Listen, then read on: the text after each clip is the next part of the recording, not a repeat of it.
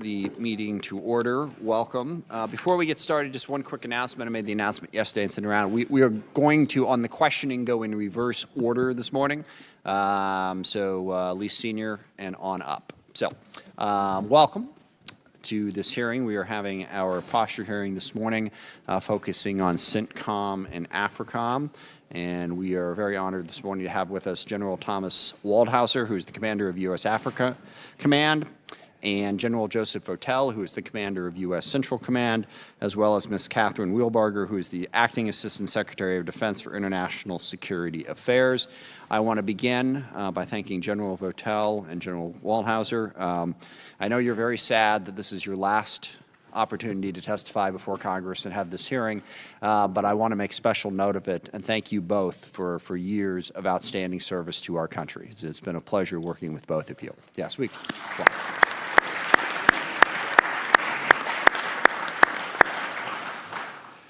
And this morning we are going to hear specifically from you about what is going on in your areas of responsibility, and they are areas where there is a lot going on in terms of our national security concerns.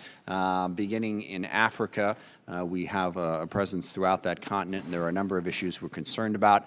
I think it begins with the threat from transnational terrorist groups, both in the Horn of Africa and in West Africa as well. We look forward to hearing an update on how our efforts are going there, both to keep those transnational terrorist threats at bay. Also, how are we working with our various partners, both in the region and allies in NATO, to help contain that threat. And then the overall issue in that region continues to be stability, particularly in Somalia and Libya, and how are we doing on building sustainable governments in those places so that we can reduce the threat. We are also curious, as we have made the transition from better than a decade of primarily focusing on the transnational terrorist threats to a new era of great power conflict in Russia and China. And Russia and China, I know, are involved throughout Africa, also in various places within the CENTCOM responsibility, so hearing about what they are up to as well will be of concern. In CENTCOM, we continue to have a specific focus on Iraq and Syria, as the caliphate is just about wiped out, but ISIS is still a presence in that region, as are other transnational terrorist threats, and certainly the same is true in Afghanistan. So getting an update on that is our primary concern. Now, as a general rule, we want to try to get to the point where we do not have to have a military presence in as many places in the world as we have. That's my personal objective. We'd like to rely on partners, reduce the necessity of us having troops abroad, but at the same time, we have to make sure that we are meeting our national security objectives and protecting ourselves from that.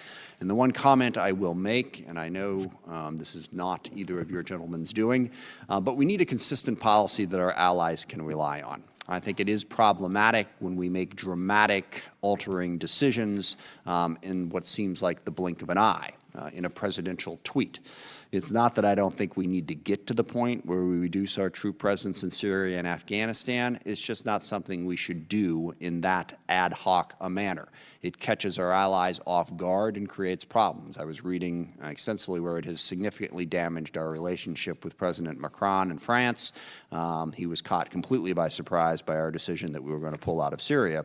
Now, the truth is we're building towards a drawdown in Syria. The point was, we wanted to build up to defeat ISIS, remove the caliphate, and get to the point where we could pass responsibility off to partners in the region. And if we had discussions with our allies and announced those plans in a rational way, I think that would help maintain the strength of our alliances. So we are concerned by the way the policy seems to bounce around from day to day. Same is true in Afghanistan, as the announcement was made a couple months back that we were going to, I believe the tweet was, completely pull out of Afghanistan. I know that hasn't happened, and I know there's been updates since then, but a more consistent policy, I think, would help us maintain our allies and help build the confidence in the United States that is necessary to maintain those allies and maintain our interests. I look forward to testimony from both of you, and also Ms. Wheelbarger, appreciate you being here as well. You're not retiring, I'm sorry, it's sort of their day in that regard, but we appreciate your work as well. We thank you all for being here. With that, I will turn it over to the ranking member, Mr. Thornberry. Thank you, Mr. Chairman. I, too, want to welcome our witnesses and express my appreciation and respect for General Votel and General Waldhauser. My understanding is General Votel's change of command will be at the end of this month, General Waldhauser sometime this summer. I think it's worth just stopping for a second and reflecting on the significant progress that has been made against certain terrorist networks in recent years. To me, 2014 doesn't seem that long ago, but ISIS controlled an area the size of Great Britain. And today we're talking about the last village and a tremendous change of affairs on the ground. Somalia has been a challenge for us when it comes to terrorism for a long time, and my sense is that we have made tremendous progress there as well. Now, this progress is a result of a lot of folks, including some decisions by this administration to untie the hands of our military to be more effective. But the two gentlemen before us have been at the center of those efforts. In various capacities, SOCOM, CENTCOM, AFRICOM, commands on the ground, and each of them has played a leading role in making this progress, and I think it's important to step back and reflect. Like you, Mr. Chairman, I share the concerns about where we go going forward. We made a lot of progress on terrorists, but they're not gone. As a matter of fact, in some ways, they've spread out and are more difficult to locate. And so we must maintain pressure on terrorist networks, and yet because of the rise in great power competition, our resources have to be spread in a variety of different ways. And while we maintain pressure on terrorist networks in CENTCOM and AFRICOM, there is great power competition going on in both of those regions as well. Which we cannot lose sight of. Many of us have seen that firsthand as we travel to Africa as well as to the Middle East. So there's a lot to talk about. I want to, again, just return to appreciation for not only their service, but the successful results of their leadership in these challenges that we've faced, and I look forward to the conversations to come. Thank you. And we'll begin with Ms. Wheelbarger. Thank you. Chairman Smith, Ranking Member Thornberry, distinguished members of the committee, thank you for inviting me to testify on policy matters related to the United States Central Command. I apologize, but could you pull the microphone Sure. just a little bit closer to your face there? Sure. I'll try to speak up. Terrific. Thank you. Alongside Commanders General Votel and General Waldhauser. I would also like to take this opportunity to thank the men and women of the Department of Defense, their families, whose dedication, and their families, their dedication, their talents, and sacrifice enable us to execute our policies around the world every day. You said this may be General Votel's last hearing. This is my first, so I wanted to take this opportunity to thank the committee for your strong collaboration and bipartisan support that you provide the Department of Defense. That's a vital contribution this committee makes to our dialogue on defense issues nationwide. My time as a senior staff member with national security committees in both the House and the Senate instilled in me a great respect for the leadership that this committee provides and the invaluable contribution connection you provide to the American people. Students of military history spend a great deal of attention on the relationship between military commanders and statesmen, or rather the proper level of civilian oversight of military activity and operations. An equally important component of military history is understanding national will, and that is the will to see threats clearly, approach them with sound policy, and remain committed to the country's defense, even when the cost seems high. In the American system, the U.S. Congress is a fulcrum point where thoughtful oversight and sustained national will can come together. It is a noble and sometimes difficult challenge, and we at the Department appreciate your unique role in ensuring our military has the resources, authorities, and the legitimacy necessary to deter and defeat any foe. It is a great privilege and honor for me to be here today with two very devoted commanders to explain our defense policy to these regions. Our policy approach is nested in the guidance from the 2017 National Security Strategy and the 2018 National Defense Strategy.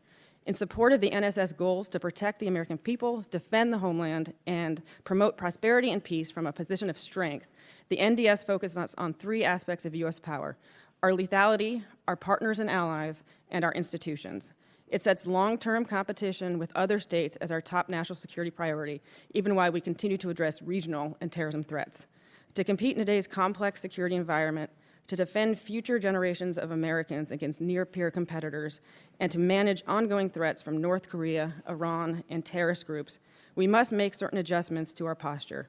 We must also avoid prioritizing urgent problems at the expense of building readiness and capacity for potential high-end conflict into the future. We must deter and confront adversaries while avoiding miscalculation or escalation that would distract and ultimately undermine our national security interests. In the Middle East and Africa, our policy objective is to increase regional stability and secure and advance U.S. interests, working by, with, and through a network of international partners.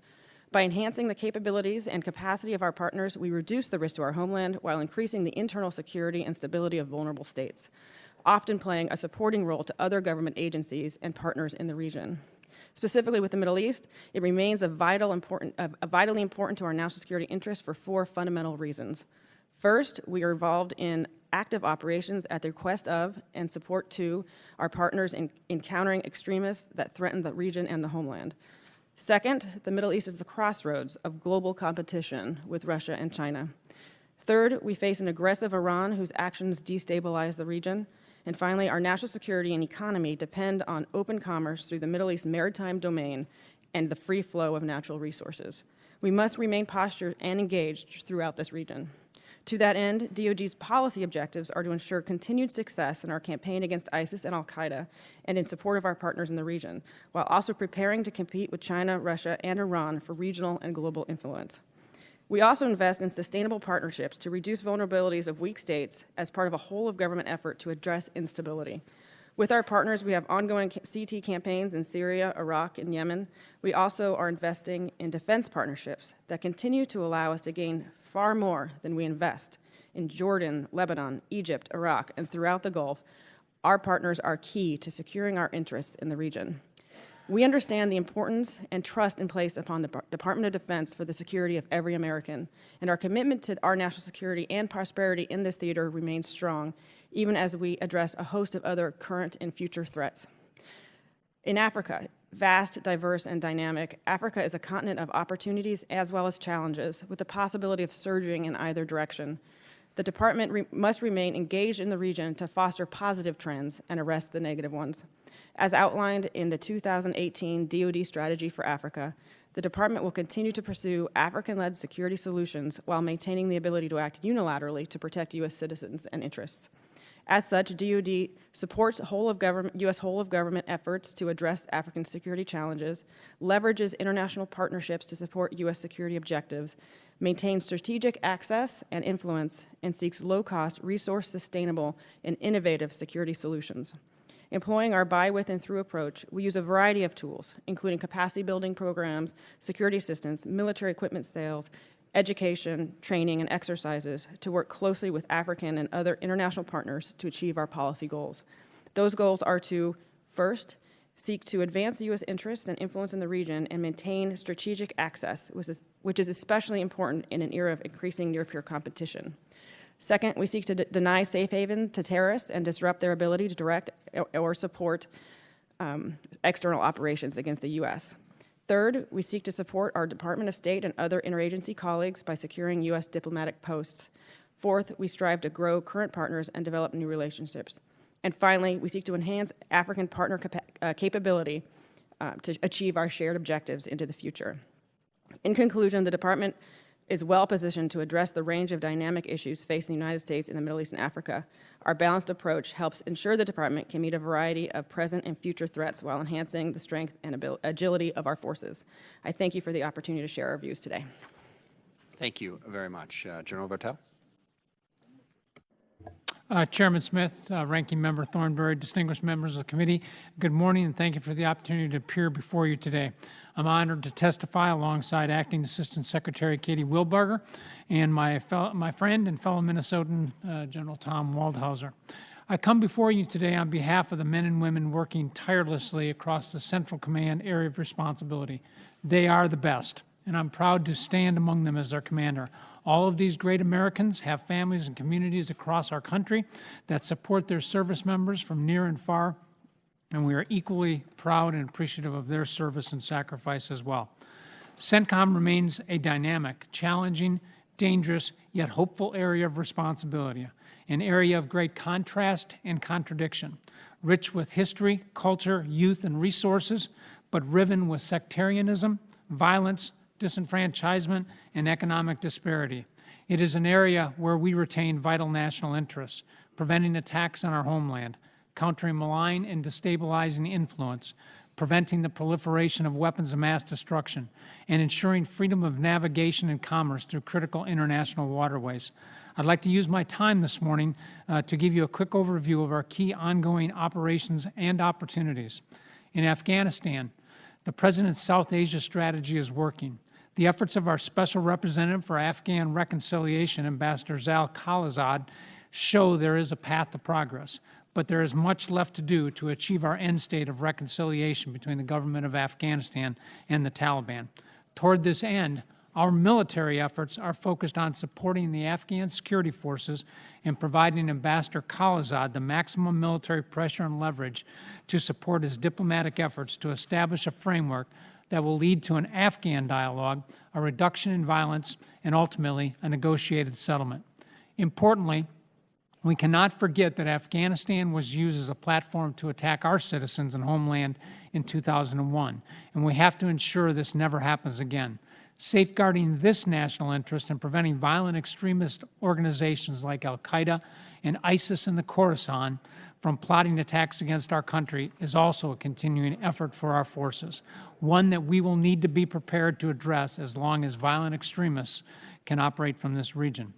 In Iraq and Syria, the unrelenting efforts of the 79-member Defeat ISIS coalition, the determination and bravery of the Iraqi security forces and our Syrian Democratic Force partners has largely liberated the so-called physical caliphate of ISIS, an area of 34,000 square miles which they once controlled, now reduced to less than a single square mile.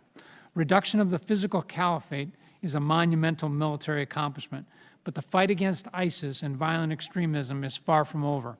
While ISIS has been battered by the Syrian Democratic Forces and coalition forces, we should be clear that what we are seeing now is not the surrender of ISIS as an organization, but a calculated decision to preserve the safety of their families and preservation of their capabilities by taking their chances in camps for internally displaced persons and going to ground in remote areas and waiting for the right time to resurge. Recent observations by our men and women on the ground highlight that the ISIS population being evacuated from the remaining vestiges of the caliphate largely remain unrepentant, unbroken, and radicalized. We will need to maintain a vigilant offensive against this now widely dispersed and disaggregated organization that includes leaders, fighters, facilitators, resources, and of course their toxic ideology. And the broader international community will need to determine how we deal with the thousands of fighters and family members now being held and safeguarded by the Syrian Democratic Forces. In my view, this is a serious generational problem that, if not handled properly, will sow the seeds of future violent extremism. As the Defeat ISIS campaign in Syria transitions from liberating terrain to enabling local security forces and addressing the ISIS clandestine insurgency, we will continue our deliberate withdrawal of forces and capabilities as directed by the President, but also retain a residual force on the ground to continue our mission and safeguard our interests. These details are being developed now and will emphasize campaign continuity and capitalize on the contributions of our coalition partners. In Yemen, the fragile ceasefire in the port of Hodeidah is a promising, albeit increasingly challenging to implement step, demonstrating some willingness on both sides of the conflict to negotiate and end this humanitarian disaster.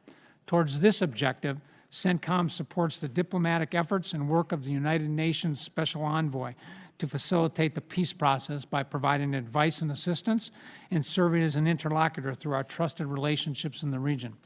We also remain steadfast in reminding the Saudi-led coalition partners of their obligations under the law of armed conflict and ensuring that the fight in Yemen does not spread across the region, sowing more instability and threatening critical infrastructure and U.S. lives and interests.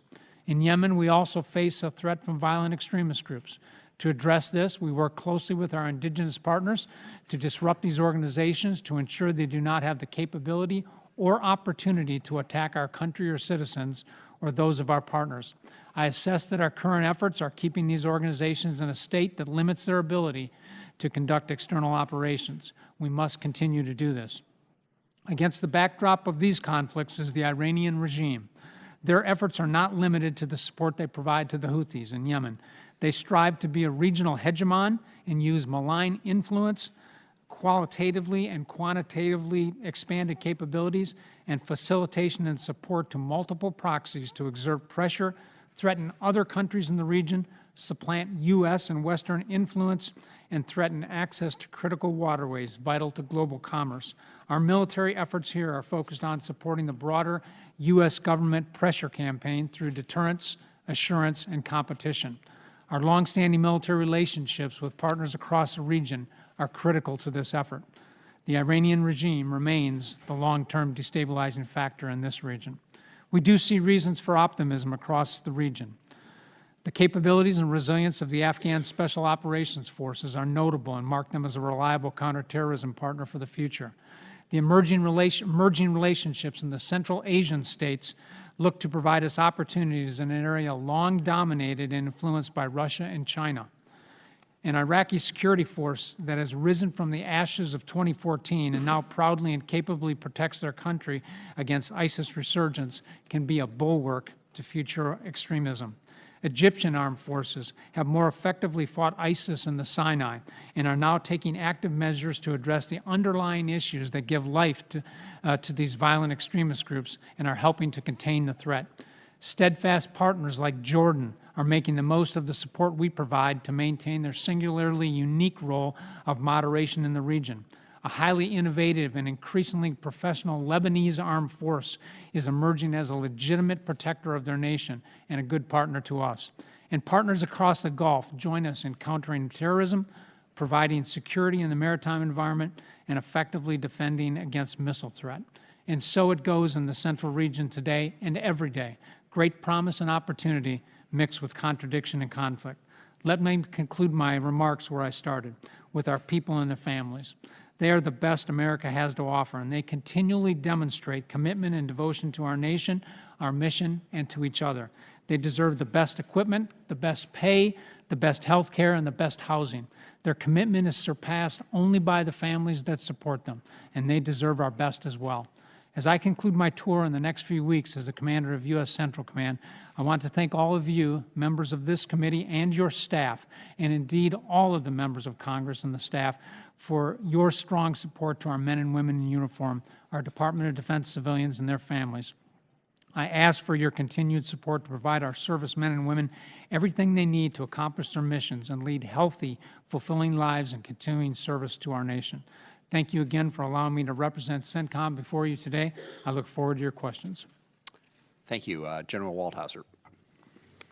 Chairman Smith, Ranking Member Thornberry, distinguished members of the committee, thank you for the opportunity to update you on the efforts of United States Africa Command. I'm also honored this morning to be here with General Votel and Assistant Secretary Wheelbarger to discuss the challenges we face in our respective areas of responsibility. I would like to begin this morning by remembering the soldier we lost on the continent during operations in Somalia this past year. I offer my sincere condolences to the family of Staff Sergeant Alexander Conrad. We honor his commitment, service, and dedication to duty. We also honor the sacrifice of our African partners who paid the ultimate price advancing peace and development across the African continent.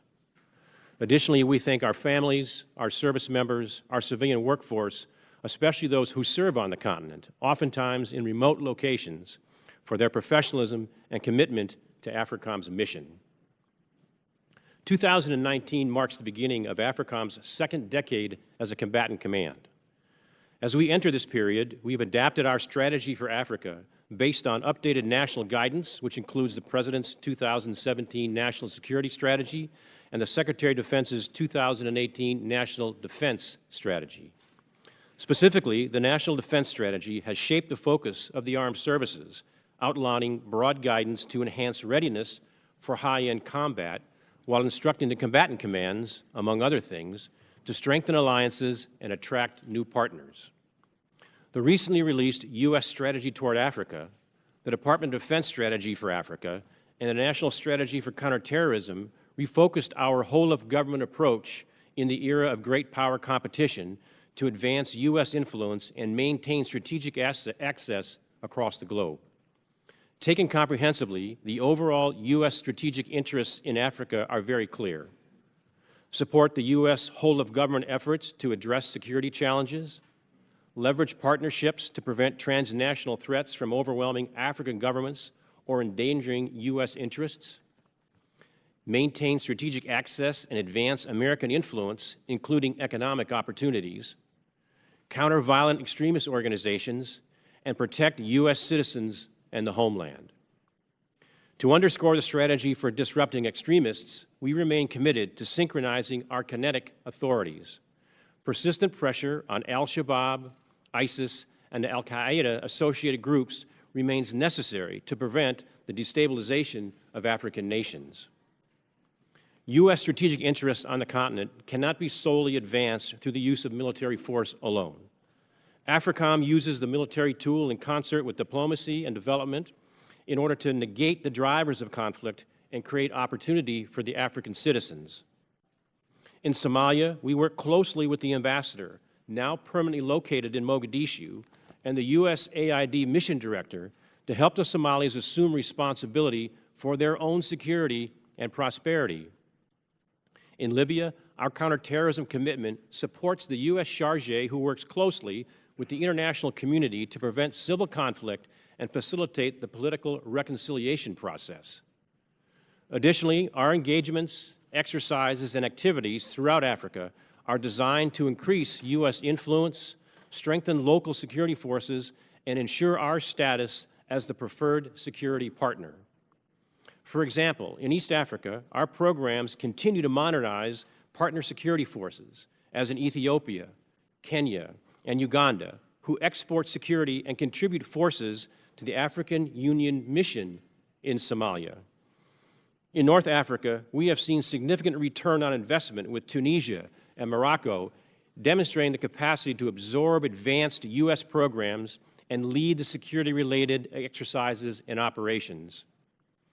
AFRICOM provides training, advice, and assistance to the Western African nations, which make up the G5 Sahel Force, as well as to the multinational Joint Task Force working to contain violent extremism and secure the borders within the Lake Chad Basin countries. Our partner networks and influence ensures access for U.S. forces in times of crisis to protect U.S. personnel and facilities, such as in Djibouti, a location with strategic significance to multiple combatant commands. In conclusion, the most important use of the U.S. military tool on the African continent is when our engagements emphasize relationships, capacity building, and professionalism. Our activities go beyond military maneuvers and tactics. They focus on a range of professional values, such as respect for the rule of law, human rights, and the integration of gender perspectives. I am proud to lead a team of professionals who have built strong and trusting relationships with African partners, the U.S. interagency, and the international community to foster security, stability, and prosperity in Africa.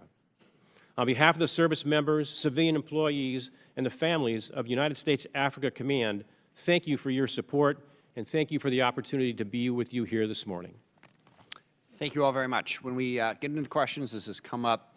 We try to keep it to 5 minutes. And I apologize to the witnesses. If we hit the 5-minute mark, I'll try and cut you off. If there's a question you haven't answered, sometimes you can submit that for the record. But we try to keep it to 5 minutes, both in terms of the answers and the questions. And with that, we'll start with Ms. Loria.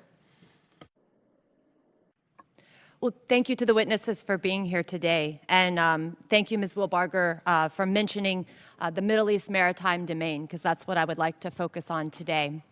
Approximately 5 years ago, the Navy implemented the Optimized Fleet Response Plan, which resulted in more surge capability but less deployed on-station time for our carriers, basically switching from a 24-month cycle to a 36-month cycle. And General Votel, in FY 2019, was your request for carrier strike group presence met?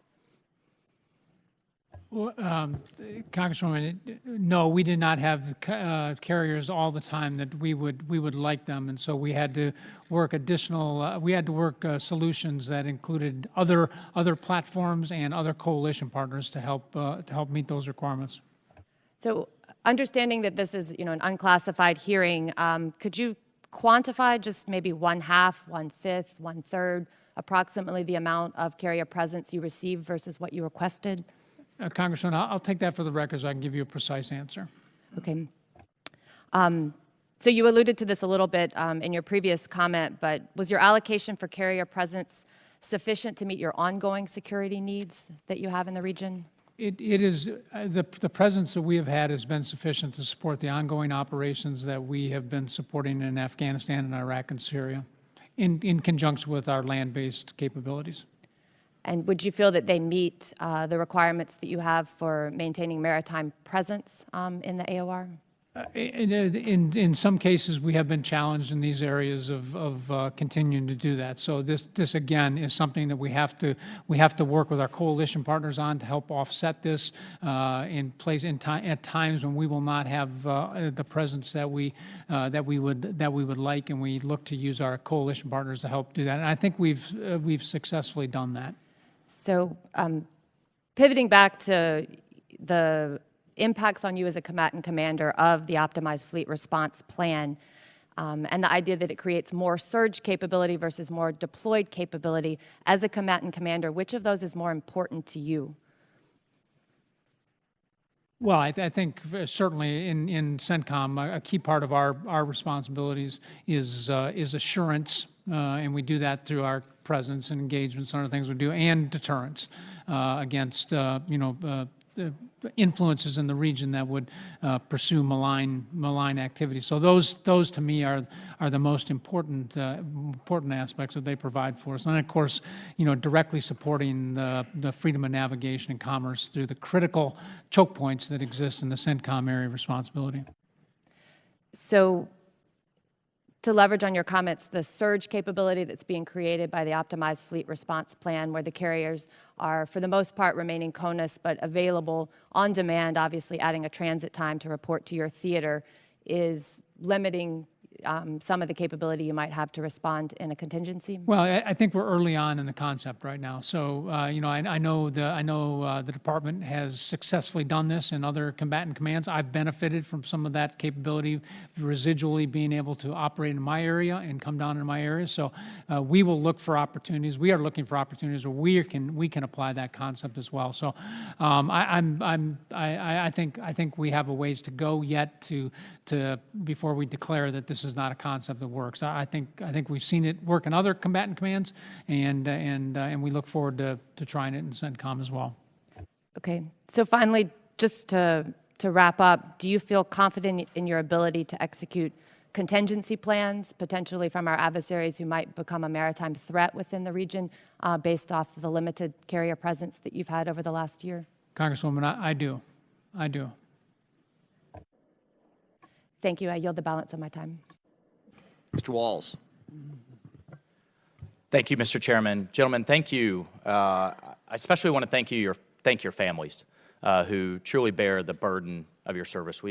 You love what you do, I know, but they truly have to bear the burden. It's a team effort. So I think broadly what the National Defense Strategy is trying to do, and it's a tough one, is how do we deal with a metastasizing Islamic extremist threat, peer competitors, rogue states, Iran, North Korea, overlaid with $22 trillion in debt. And what strikes me about your AOR is that it really is the cross-section. It's really the confluence of China's One Belt, One Road, of Russia's Middle East, a push into the Middle East, of Iran's hegemony, and of course the heart of the extremist threat.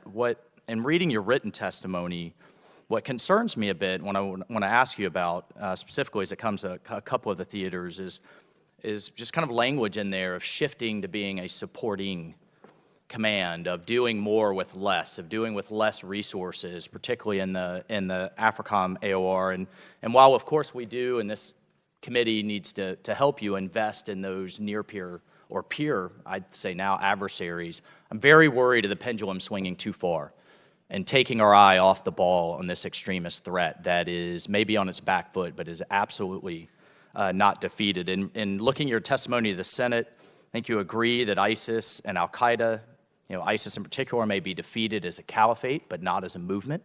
In fact, I'd argue, and tell me if you disagree, that that movement is growing and metastasizing, particularly across North Africa, and absolutely can return to threaten the United States again. So looking at Afghanistan in particular, with half the world's terrorist organizations emanate, and where the 9/11 attacks emanate, and reading recent reporting of a withdrawal based on a 5-year timeline as part of General Miller and Sal Khalilzad's negotiations, I feel like I'm getting transported back to 2009 with President Obama announcing withdrawal timelines. Do you, General Votel, think timelines as part of our strategy is a good idea? And have you been consulted on that timeline? Is that your best military advice? I think, in Congressman, I think most of us would say that these decisions have to be based more on conditions and on specific times. But I am certainly aware of the ongoing discussions here, and have provided my advice. My advice is that any decision to reduce forces in Afghanistan should be done in full consultation with our coalition partners and, of course, the government of Afghanistan. It should pivot off political progress and the reconciliation Do the process. conditions on the ground now merit a withdrawal? And that's both a question for you and for you, Ms. Wheelbarger. Congressman, we've not been directed to withdrawing. There are no orders to withdraw anything. I know But what is out there. and your advice is, do the conditions merit a withdrawal, a reduction of forces? But whether it's the conditions of the Afghan army, which I would think we would agree is not ready to stand on its own, or the battlefield conditions from a CT perspective? Well, it certainly is a function of the conditions on the ground, but it is also a function of the conditions in the political process as Right. well. And so, as I indicated, as I talked about, my best military advice is that we should make decisions based on the political progress. Sorry, General, just in the interest of time, do the conditions now merit a withdrawal in your advice on, 4 years at CENTCOM and on your way out? The political conditions and where we are in the reconciliation right now don't merit that. Okay. General Waldhauser, I only have a few minutes. If I could ask you for the record to submit where we are on an American citizen, Jeff Woodkey, held hostage in Mali, what assets are being dedicated to find him. I think we owe the families that and all American citizens that, where we are. If you could submit that for the record, it would be great. I understand with optimization, you're shifting to a 25% withdrawal in a theater that was already an economy of force, where, again, the Chinese and Russians are increasingly involved and we have a growing extremist threat. What are you not able to do with that reduction? What risk are we taking? First of all, Congressman, on the Woodkey issue, I will submit that, and we can talk about it in closed session. Thank you. Secondly, with regards to optimization, I know we just have a few seconds left to go here, but I just want to emphasize the fact that optimization on the African continent has to do with counterterrorism strategy only. It's a very small niche. And what we've been directed to do and what we've said we will do are two different things. And moreover, we've been directed to do a cut for the first optimization or adjustment or cut for the first 18 months, which takes us out to June of 2020. And I think the number the Pentagon has used was about 10%. So it's difficult to get into numbers because they move around all the time. But if you say that there's 6,000 military people on the continent today, then that number is roughly close. But in the next 18 months, we'll optimize some conventional forces and some special operations forces, primarily in areas where their work is pretty much done, where they have... I'm sorry, the gentleman's time has expired. If you then summarize, we'll move on to Mr. Golden. Okay. Thank you.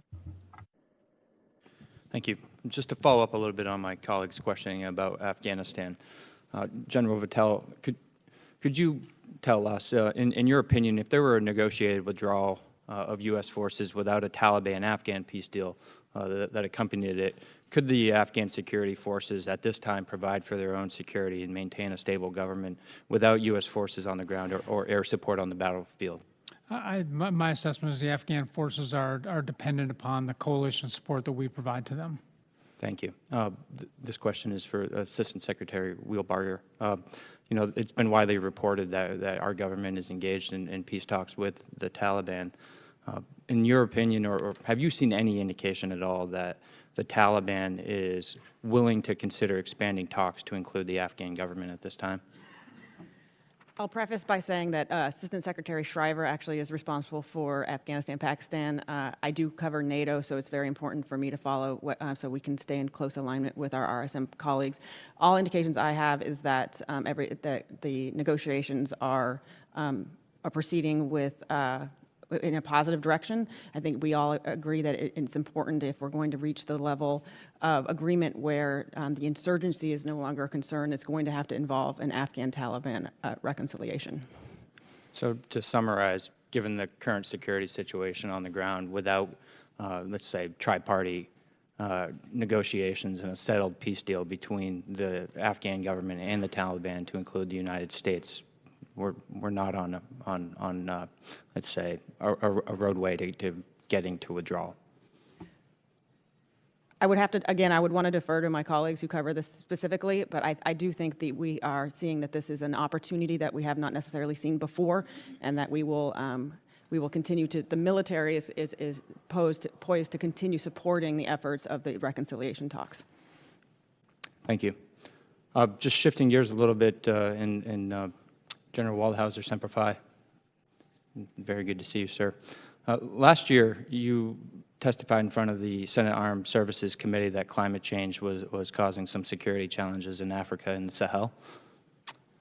It's been about a year, and I saw some recent reporting with ICRC noting that temperatures are rising about 1.5 times faster than the global average, and I think in this region, we got about 50 million people who depend upon livestock and therefore need land. And I think your comment was that you were seeing grasslands receding on average about a mile per year, which was pretty significant.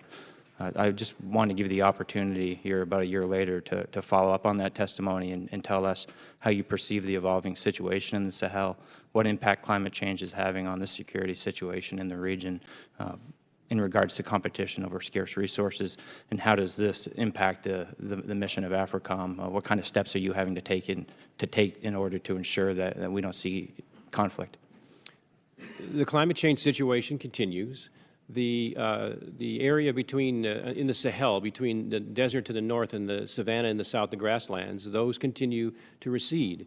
And this causes problems between the farmers and the herders. And oftentimes governments aren't able to establish control or laws or legislate that particular situation. So consequently, this becomes an opportunity for armed engagement within the various farmer-herder populations.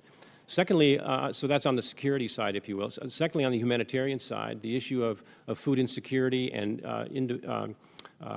displaced personnel is a huge issue which continues. So this climate issue has some security aspects, both kinetically, if you will, as well as humanitarian.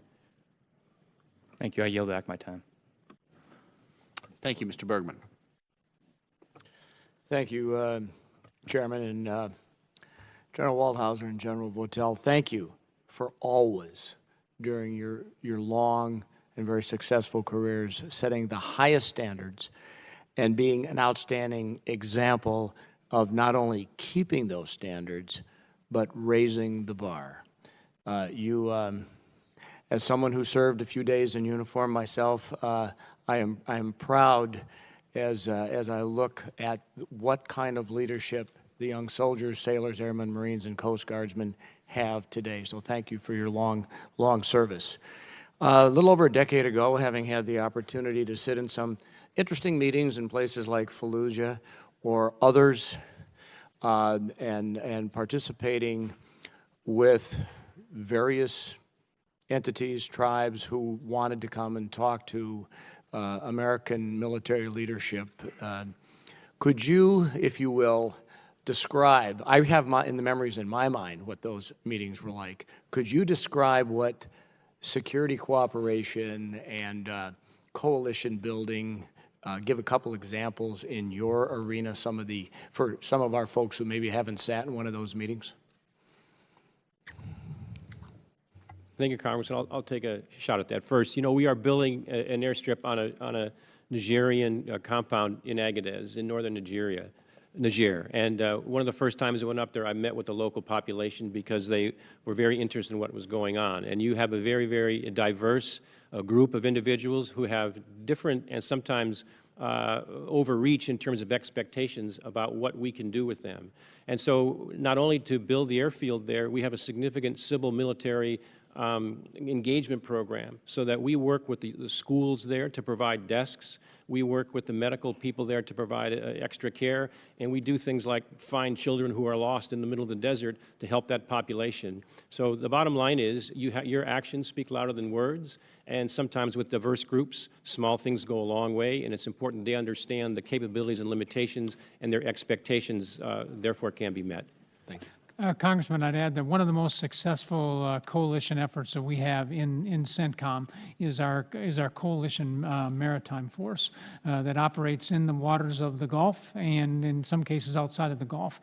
And these involve nations in the region, and in fact some nations from outside of the region who contribute people and ships to the combined maritime force and help us conduct operations that are focused on counter-piracy, on combating terrorism, and on providing security in these critical waterways. And in all of these cases, we have 3 subordinate combined maritime forces that operate under our naval commander in the region. These are all led by coalition partners, and these are all deeply valued relationships and missions by our coalition partners, and the authorities and the resources that are provided to us by Congress to maintain these things, I think are being very well used, and it is one of the ways we help make them more resilient, more capable of addressing their own security concerns. So, of many coalition efforts, this is one that stands out in my mind.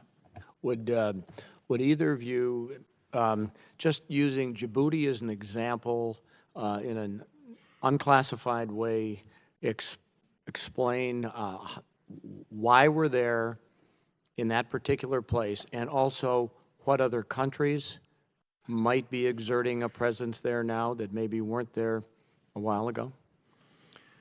The strategic geography of Djibouti is significant to our national strategies. And although it's in the AFRICOM AOR, because as Djibouti is, various COCOMs, to include CENTCOM, utilize that location. CENTCOM, SOCOM, EUCOM, TRANSCOM. So this is a very strategic location for us. And I would tell you this issue of either optimization or being able to share assets. CENTCOM and AFRICOM share assets. In this particular case, ISR assets, attack aircraft assets, and we use Djibouti as a hub that allows us to be more efficient in use of some of our material. No, I would absolutely agree, and I think it also makes better use of our resources. When we're able to shift resources back and forth across our combatant command boundaries, I think we're making better use of the resources the American people provide to us, and I think we're actually being more effective in terms of it.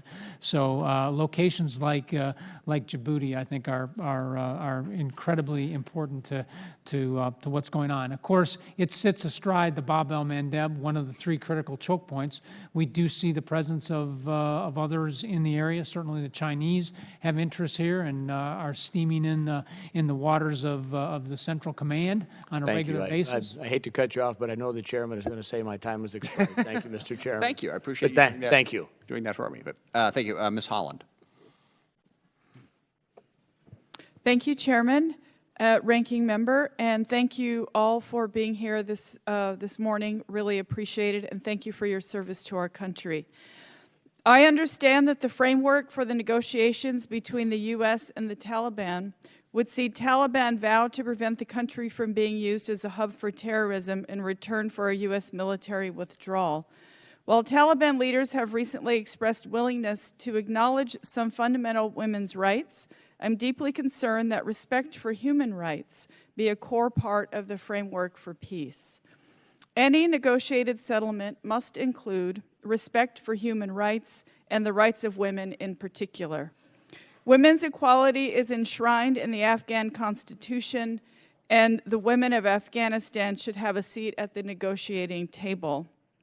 General Votel Can you tell me how the framework addresses the rights of women in Afghanistan and how women are being included in the negotiation process, if you can? Thank you, Congresswoman. So I think at this particular point where we are in the ongoing talks is that Ambassador Khalilzad's efforts are really focused on developing a framework that can lead to inter-Afghan discussions. And this involves, I think, overcoming some obstacles that right now are preventing the Taliban from talking to the government of Afghanistan. But again, Ambassador Khalilzad is working through those issues. And then once those inter-Afghan discussions are commenced, then I think we will have the opportunity to address the issues that you are talking about directly. But I am aware, while these are being led by our Department of State colleagues and Ambassador Khalilzad in particular, I am aware that exactly as you state remains key points that we are interested in ensuring are included in the overall discussions and framework. Thank you so much for that. I'd like to turn now to the Afghan women serving in the Afghan National Defense and Security Forces. And if you can answer this question, how many women are currently serving in the Afghan National Army, and how are the challenges in recruitment and retention being addressed? And is that recruitment sustainable? Congresswoman, I'll take that question for the record so I can provide you a precise response. Thank you so much. And this question will go to Assistant Secretary Wheelbarger. Thank you so much for being here. Can you tell me how your office is pursuing the implementation of the United States National Action Plan on Women, Peace, and Security? I don't directly cover that issue, so unfortunately I think I'm going to have to take that for the record, and I'll converse with my colleagues who are responsible for it. Okay, thank you so much. I'd appreciate that, and I yield back my time, Chairman. Thank you, Mr. Mitchell. Thank you very much, and thank you, both of you, for joining my colleagues and congratulating you on your careers. I wish you well in your retirement. Your families deserve some of your time. I'd like to follow up on Mr. Waltz's questions about AFRICOM, if I could. Given the discussions about reducing our footprint there, could you define for me what impact that may have on our counterterrorism effort in Africa, and does that undermine or threaten some of those efforts? First of all, let me just say that with regards to the terrorism effort, for sure, Somalia and Libya will really there's no impact there. There's no optimization. There's really no cutback. We'll maintain our capability and capacity there. And by the way, those are the two countries on the continent where we have authorities to conduct kinetic operations. In other areas on the continent where we were directed to take a look at this, we looked at the locations where we have been training with partner forces for some time, in some cases 5, 6, 7 years. And so, for the most part, those units are prepared and ready to execute on their own, and they have been for quite some time. So that's where we made the cut in our first tranche, if you will. But moreover, we continue to provide intelligence, we'll continue to provide logistics support, and with partners like the French in Western Africa, we have got a great relationship with them and will maintain that partnership. So, as I said, at the moment, we've been directed to conduct Tranche 1, which takes us out to June of 2020. So that's roughly 300 or so people coming off the continent, half of whom are conventional forces. And so at the moment, we don't see a significant issue there. And whether we'll ever be directed to execute the second half is to be determined. And the final point I would make is what we have told the Secretary is that every one of these decisions will be made individually, and if we feel that it's not in our best interest to do so, we will reclame and push back on the plan that's in place at the moment. Let me ask you, it may not be appropriate here, but maybe in closed session, to summarize systemic changes that have been made since the incident that happened in Niger, where we had the 4 soldiers lose their life there. It may not be appropriate here, but I think it's appropriate in terms of some form to get some feedback on that. I'd like it because I'm concerned that reduced footprint puts more people at risk. I was in Landstuhl right before the holidays and spoke with an officer there that's working in intelligence. We can't get it where, but frankly, support for him was a long way away. And I'm concerned, given the size of Africa, that we're not putting resources into that we need to deal with that. I guess it lets me pivot to the next question. Maybe it's more, I think for both you and the Secretary, given the increased engagement of China in particular in Africa, both in terms of their investment and with that almost instantaneously comes to military engagement, do we have enough resources there, both military as well as diplomatic and development resources, to address those concerns? Because I know we deal with counterterrorism, but we have near-peer concerns I think we're overlooking. Well, I'll start by saying that we definitely see that China's influence in Africa as a key priority for us. And our efforts are multilateral in the sense of we look at all of our activities on the DOD side, whether it be exercises, training missions, military. Let me interrupt you. I apologize, but he'll be a tough guy on time. The question I have for both of you is, do we have enough resources, both in terms of military, development, and diplomacy, to address the threats we have in Africa, from not just terrorism, but from our near-peer adversaries? That's what I'd like to address. Do we have them? What do we do to get them? I think particularly on the development and the commercial side, where China has a much more focused capability to bring resources to bear, we are challenged to keep up. And we could, particularly on the non-military side of our government efforts, we should be seeking, and I know the interagency is very focused on finding ways to compete in the private commercial sphere in particular. What do you think, General? Very quickly, on the Niger thing, we can talk in closed session, but the bottom line is we've instituted practices and procedures that negate some of the issues that have taken place there in the past, as you referred to. With regards to the Chinese and what's important for AFRICOM, in the Defense Department's strategy on China, it specifically states in there that we can expect to get no more resources and maybe less. So that's fine. That's the umbrella. That's the intent. So my point would be is that we have 6,000 or so conventional forces plus special operations forces on the continent today. We need to maintain that threshold force in order to accomplish what you just described. Do you believe that's sufficient? It's adequate. Thank you very much. I appreciate it. I yield back my time. They would have to have a dictionary definition between what's the difference between sufficient and adequate. I'll let you guys discuss that later. Ms. Escobar. Good morning. Thank you, Mr. Chair, and thanks to our panel. Thanks especially General Votel and General Waldhauser for your service. Please thank the men and women who serve with you for their service as well on our behalf. I am especially concerned about something that the chairman mentioned in his opening statements about how our posture meets the threats, and obviously all of us here are interested and concerned about that, and what risks exactly, as he said, we are willing to accept. And to the question that just came before me and to the definition of adequate, I'd like to expand a little bit on that. At what point does it become inadequate, and what are the risks that we will have to accept if we don't move out of the adequate phase? Congresswoman, one of the challenges we have on the African continent is trying to accurately characterize the threat that we're up against. So, for example, in optimization, one of the reasons why the department gave us the optimization task is because the threats that we are working against aren't necessarily a threat to the homeland and may not be a threat to the region overall.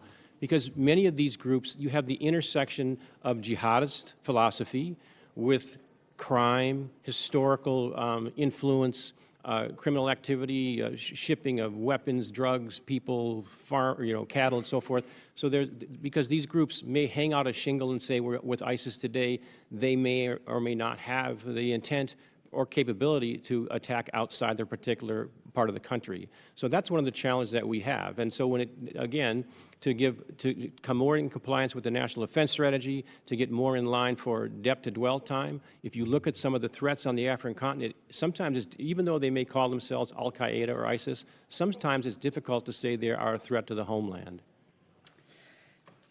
Well, and last year the Pentagon announced a reduction in forces to the AFRICOM region by 10%, obviously over time. But what will that reduction mean?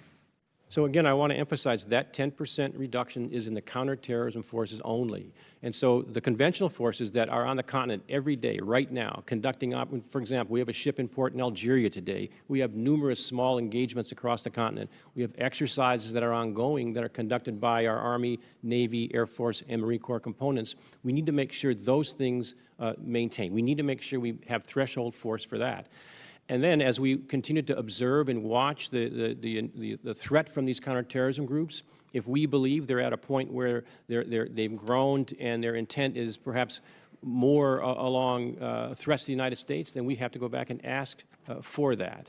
So in sum, I want to make sure that when the line that we're walking away from the continent or we're leaving the continent, you have to remember that the task we were given was counterterrorism forces only. We've tried to take forces that have been involved in working with units that have been trained for quite some time, and that their threat to the homeland is questionable at best. Thank you.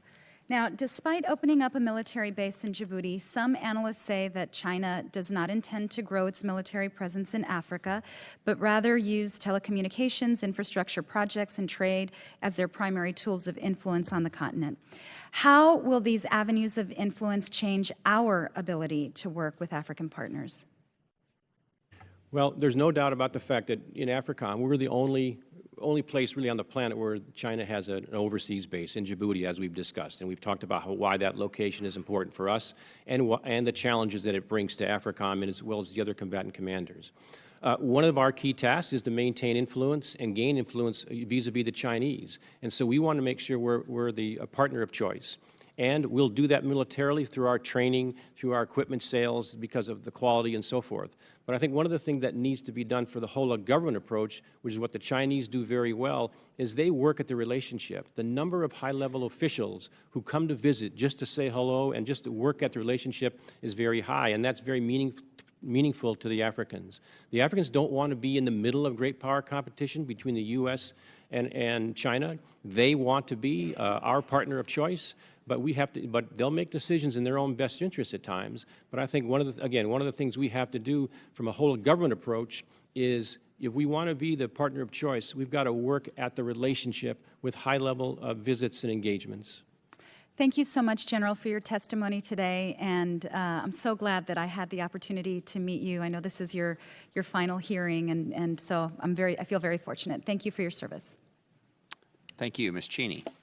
Thank you, Mr. Chairman. Thank you all very much for being here today. Mr. Chairman, I'd like to enter for the record a piece by Tom Jocelyn and Bill Roggio, The Costs of Withdrawal from Afghanistan, from Without December objection, 22nd. so ordered. Also, Al-Qaeda continues to view Afghanistan as a safe haven, by the same authors from the Long War Journal. And a third piece by Ambassador Ryan Crocker, I was ambassador to Afghanistan, and this deal is a surrender. Without objection, so ordered. Thank you very much. General Votel, I appreciate your determination and your commitment in your testimony and today to talking about how important it is that we be guided by conditions on the ground. But I have to say, when I look at the situation in Afghanistan and the policy that I'm afraid we're pursuing now here, it looks like we're aggressively setting those conditions aside, aggressively ignoring the conditions on the ground. In particular, the discussions that are underway that both you and Assistant Secretary Wheelbarger have referenced that Ambassador Khalilzad is leading. I think you mentioned them as a path to progress, and then Assistant Secretary Wheelbarger said that they were going in a positive direction. We seem to be pursuing the same fantasy that we did in the Obama administration, which is that al-Qaeda is somehow distinct from the Taliban. When I look at what's happened, when I look at the fact that Ayman Zawahiri, the leader of al-Qaeda, has sworn an oath of allegiance to the Taliban. More recently, Ayman Zawahiri, the same leader of al-Qaeda, claimed that the Taliban's resurrected Islamic Emirate of Afghanistan would be, quote, the nucleus of a new caliphate. So when I look at the situation there and I look at the extent to which we are dealing with the very entity that attacked us on 9/11, none of us want what the president has called endless wars. However, it would be far worse if we handed a victory to our jihadist enemies. And it would be, God forbid, far worse if we had another mass casualty attack in the United States. So I wonder, General Votel, if you could point me to anything that the Taliban has said or done to either renounce violence, to abandon their alliance with al-Qaeda, or to say that they'll abide by the Constitution of Afghanistan, that should give us any hope that these talks are anything but a fantasy.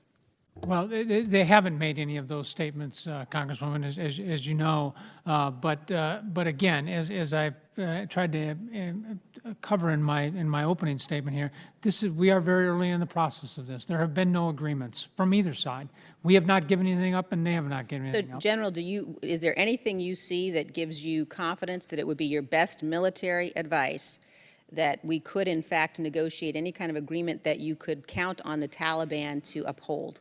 I think the fact that we are actually having discussions is a point that we have not reached in the 18 years we've been involved in this. No, well, General, I'm sorry to interrupt you, but we actually did have discussions that during the Obama administration, Secretary Clinton initially set these conditions and then completely abandoned them. And, you know, I don't have to tell you the history when we released the prisoners from Guantanamo in exchange for Bergdahl. So we've gone down this path before, but my concern is even if, let's say for the sake of argument, that you believed that those negotiations could lead someplace, that we could in fact be doing the best we could for our national security by talking to the Taliban, who are inextricably linked with al-Qaeda, the organization that attacked us on 9/11.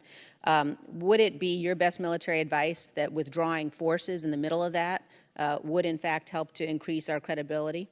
Congresswoman, we have remained very focused on the terrorism and counterterrorism mission that we have. But specifically, the withdrawal and we of could forces. we could withdraw forces and not have an impact on our counterterrorism mission. That's right, but against, General, Al-Qaeda or any other groups. Thank you, General. But you mentioned making sure that we had the maximum military pressure on the Taliban and on al-Qaeda. And I fail to understand how it could be the situation that announcing withdrawal of forces is maintaining the maximum military pressure. An additional question would be, how is it conceivably possible that a negotiation that actively leaves out the very government that we say we're trying to help to encourage and sustain would lead us in the right direction? It is not leaving out the government. Ambassador Khalilzad is well engaged with the government of Afghanistan. But the Taliban continues to refuse to talk to the government of Afghanistan. And this is the purpose of the framework discussions that are underway right now, Congresswoman, to get to that point. Thank you, General. I remain very concerned that we are headed down an extremely dangerous path. We'll continue this in the classified setting, but this would be, were we to leave, a jihadist victory for the very forces that attacked us on 9/11. And while we've got to ensure that we're engaged in countering the great power conflict and the threats we face, we cannot go down the path of ignoring the fact that these were the folks that provided safe haven to al-Qaeda for the attacks on 9/11. Thank you. Thank you. Ms. Hill. Thank you, Generals and Ms. Wheelbarger, for being here. I also want to give a shout out to the fellow Centurion in the room. I think we're the only two Katies from Saugus who are in Washington, D.C. right now. So I want to dig in a little bit more on the focus on the great power competition. You all have mentioned the increased engagement in Africa and the Middle East by our near-peer adversaries, including referencing the regions as the crossroads of global competition with Russia and China. So, General Waldhauser, you mentioned in your report that Russia is actively involved in Libya and is invoking Gaddafi-era relationships. Reporting also indicates that Russia is supporting the Libyan National Army. How is this challenging our efforts to help the current Libyan government and our counterterrorism efforts in the country? And what are Russia's aims in Libya overall? We have three missions in Libya. One of them is the counterterrorism piece, which we have been at for quite some time. We've had, after the liberation of Sirte, if you will, where we had over almost 500 strikes, we've had 13 strikes in the last 2 years. It was CT effort, but we maintain that. That's the first thing.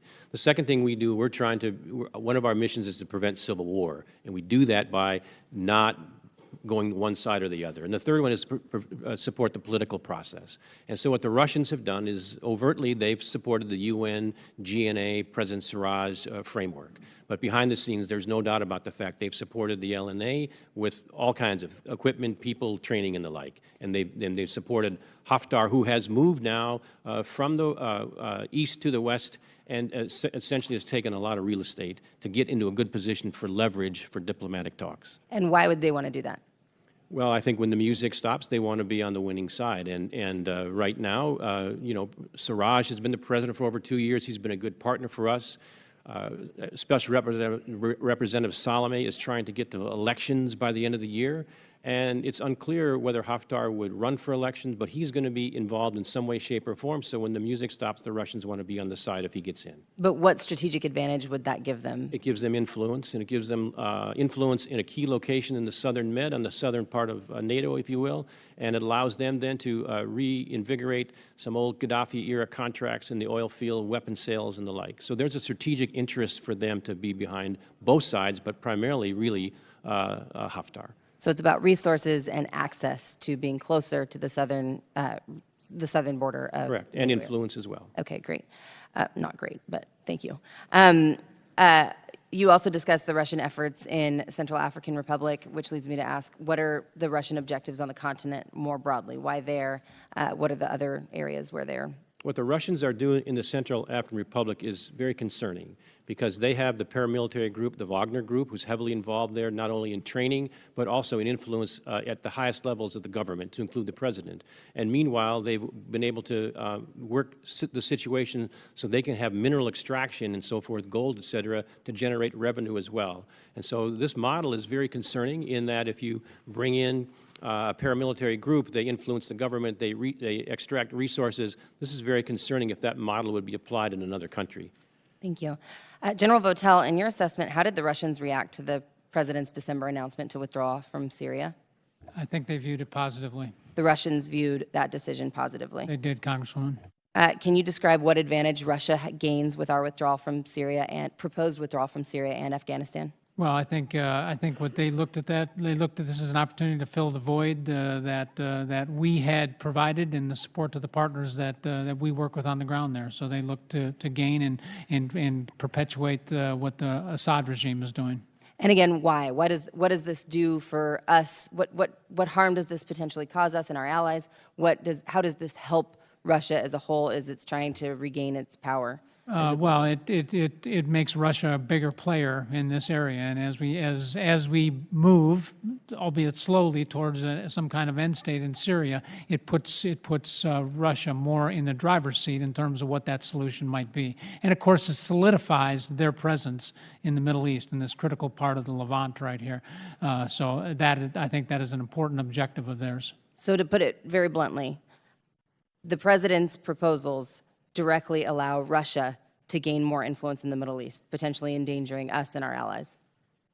No, I don't think that's what I said. I said our withdrawal from there gave them the opportunity to fill the void. Obviously, things that would come after that would increase their influence in pursuing some kind of political settlement. But it would certainly give them the ability to be in a better position. So, again, the proposal to withdraw troops from Syria and Afghanistan provides an opportunity for Russia to gain additional power and to potentially grow as a global threat. General, time has expired. Thank you. You're going back and forth. I do want to ask one quick follow-up on that. As of right now, is there any specific plan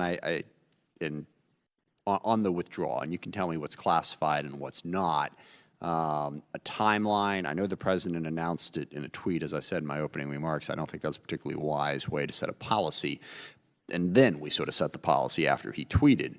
But what is the timeline, if there is one, on withdrawal from Syria, and what do the numbers look like? Well, I look forward to talking about this in the classified session. But what I would say is that what is driving withdrawal, of course, is our mission, which is defeat of ISIS, and so that is our principal focus. And then behind that is making sure that we protect our forces, that we don't withdraw in a manner that increases the risk to our forces going through this. So there is not pressure on me to meet a specific date at this particular time, and I look forward to talking in some more details in a closed session. I'm sorry, we can do it in closed session. I just want to make one final, policy political point. What seems to be driving the withdrawal is the president's split-second decision to send out a tweet saying we're going to get out of Syria. Okay. Now, I hear what you're saying in terms of what you're working on, but in terms of the public perception, the international perception, is that prior to that tweet, it wasn't planned. He sent it out. Now we're responding. So I take your point, and that's obviously the argument we want to make, is that what's driving our military decisions is military necessity. It does not appear that way in this case, given the way the president has communicated. Mr. Banks. Thank you, Mr. Chairman. General Votel, you've already heard a great deal of skepticism expressed about Special Envoy Khalilzad's negotiations with the Taliban for reconciliation. Why shouldn't we be skeptical? Congressman, in my view, we have come further in the last 6 months than we have at any time in the last 18 years. Since the announcement of the South Asia strategy by our president, the government of Afghanistan, the president of Afghanistan has announced that he's willing to meet. We've had a ceasefire, the first time we've done that. Both sides did that. It was short, but it gave a glimpse of what could be. And the meetings and the sessions that have taken place over the last 5 or 6 months, I think, have moved this further along than it is. It is a difficult problem. We are still at the front end of this. I acknowledge that, and we have a ways to go. But the Taliban has come to the table. We've seen Pakistan play a more helpful role in helping that occur. So to me, these are things that we have not seen in the past that we are now seeing. I appreciate that, but with all due respect, the vagueness of what we hear about timelines and conditions, it paints a skeptical picture for me and so many others, and wondering if this path will lead anywhere. But yet, in a rose-colored world, if these negotiations were successful, if there was an agreement that was signed between us and the Taliban, what would happen at that point in that rose-colored world? I think if you look at what I think winning in Afghanistan means, it means two things, Congressman. It means a negotiated settlement between the government of Afghanistan and the Taliban, and it also means safeguarding U.S. national interests, particularly ensuring that this country, this region, can't be used to attack our homeland. So that would have to be satisfied as part of any overall agreement here in terms of that, and I think that is a lot of the nuance of the ongoing discussions that are taking place right now. Is ISIS-K potentially a threat to the homeland? I think ISIS Khorasan does have ideations focused on external operations towards our homeland. Yes. General, some of your predecessors have testified before this committee before and articulated a sustained presence strategy in Afghanistan. Would you agree with that approach? Maybe articulate what that means? I think as long as there is a terrorist threat, whether it comes from al-Qaeda or ISIS or any other group that perpetrates threats against our country, I think we have to ensure that they're either through our own presence or through whatever other arrangements we can make, that we can address that particular threat. So therefore, a sustained presence in Afghanistan in some shape or fashion would allow us to combat that ongoing presence of ISIS-K or other threats that might be posed from Afghanistan. That would certainly be one way of doing it, Congressman. What would a sustained presence look like? Well, I think this might be a better discussion for a closed session here to give you a little bit more detail. But I think it looks a lot like it looks right now. It looks like making sure we got partners on the ground that we can operate with. It looks like we have the right collection assets in, so we can keep an eye on this. And it means that we have the right unique capabilities from a U.S. standpoint to address this particular and keep the pressure on this network like we have been doing. General, when should the American people and members of this committee expect a better defined idea of the timeline of these negotiations between Special Envoy Khalilzad and the Taliban? I think I would have to refer you to the Department of State on that, since that's who Ambassador Khalilzad works for, and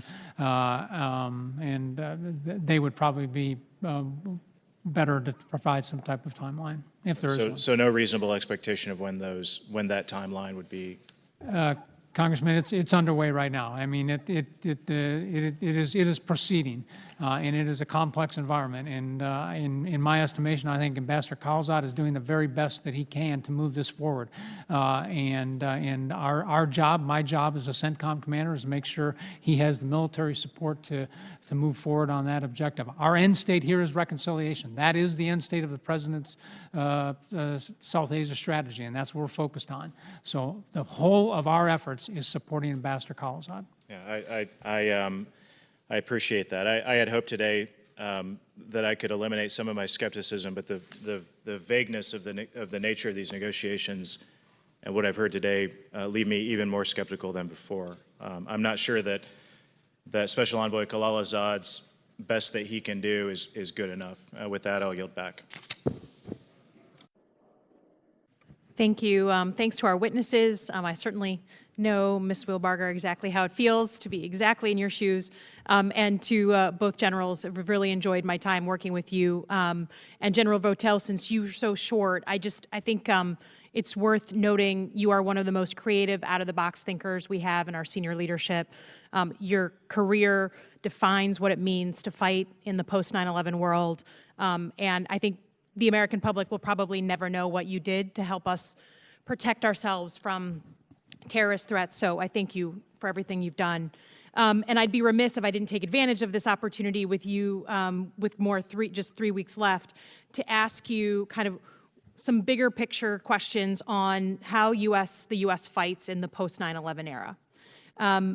The theory of the case for me is that we cannot fight global threats without a global coalition, that without partners and allies, our ability to protect ourselves is at least diminished, at best diminished, and at worst leaves us less safe.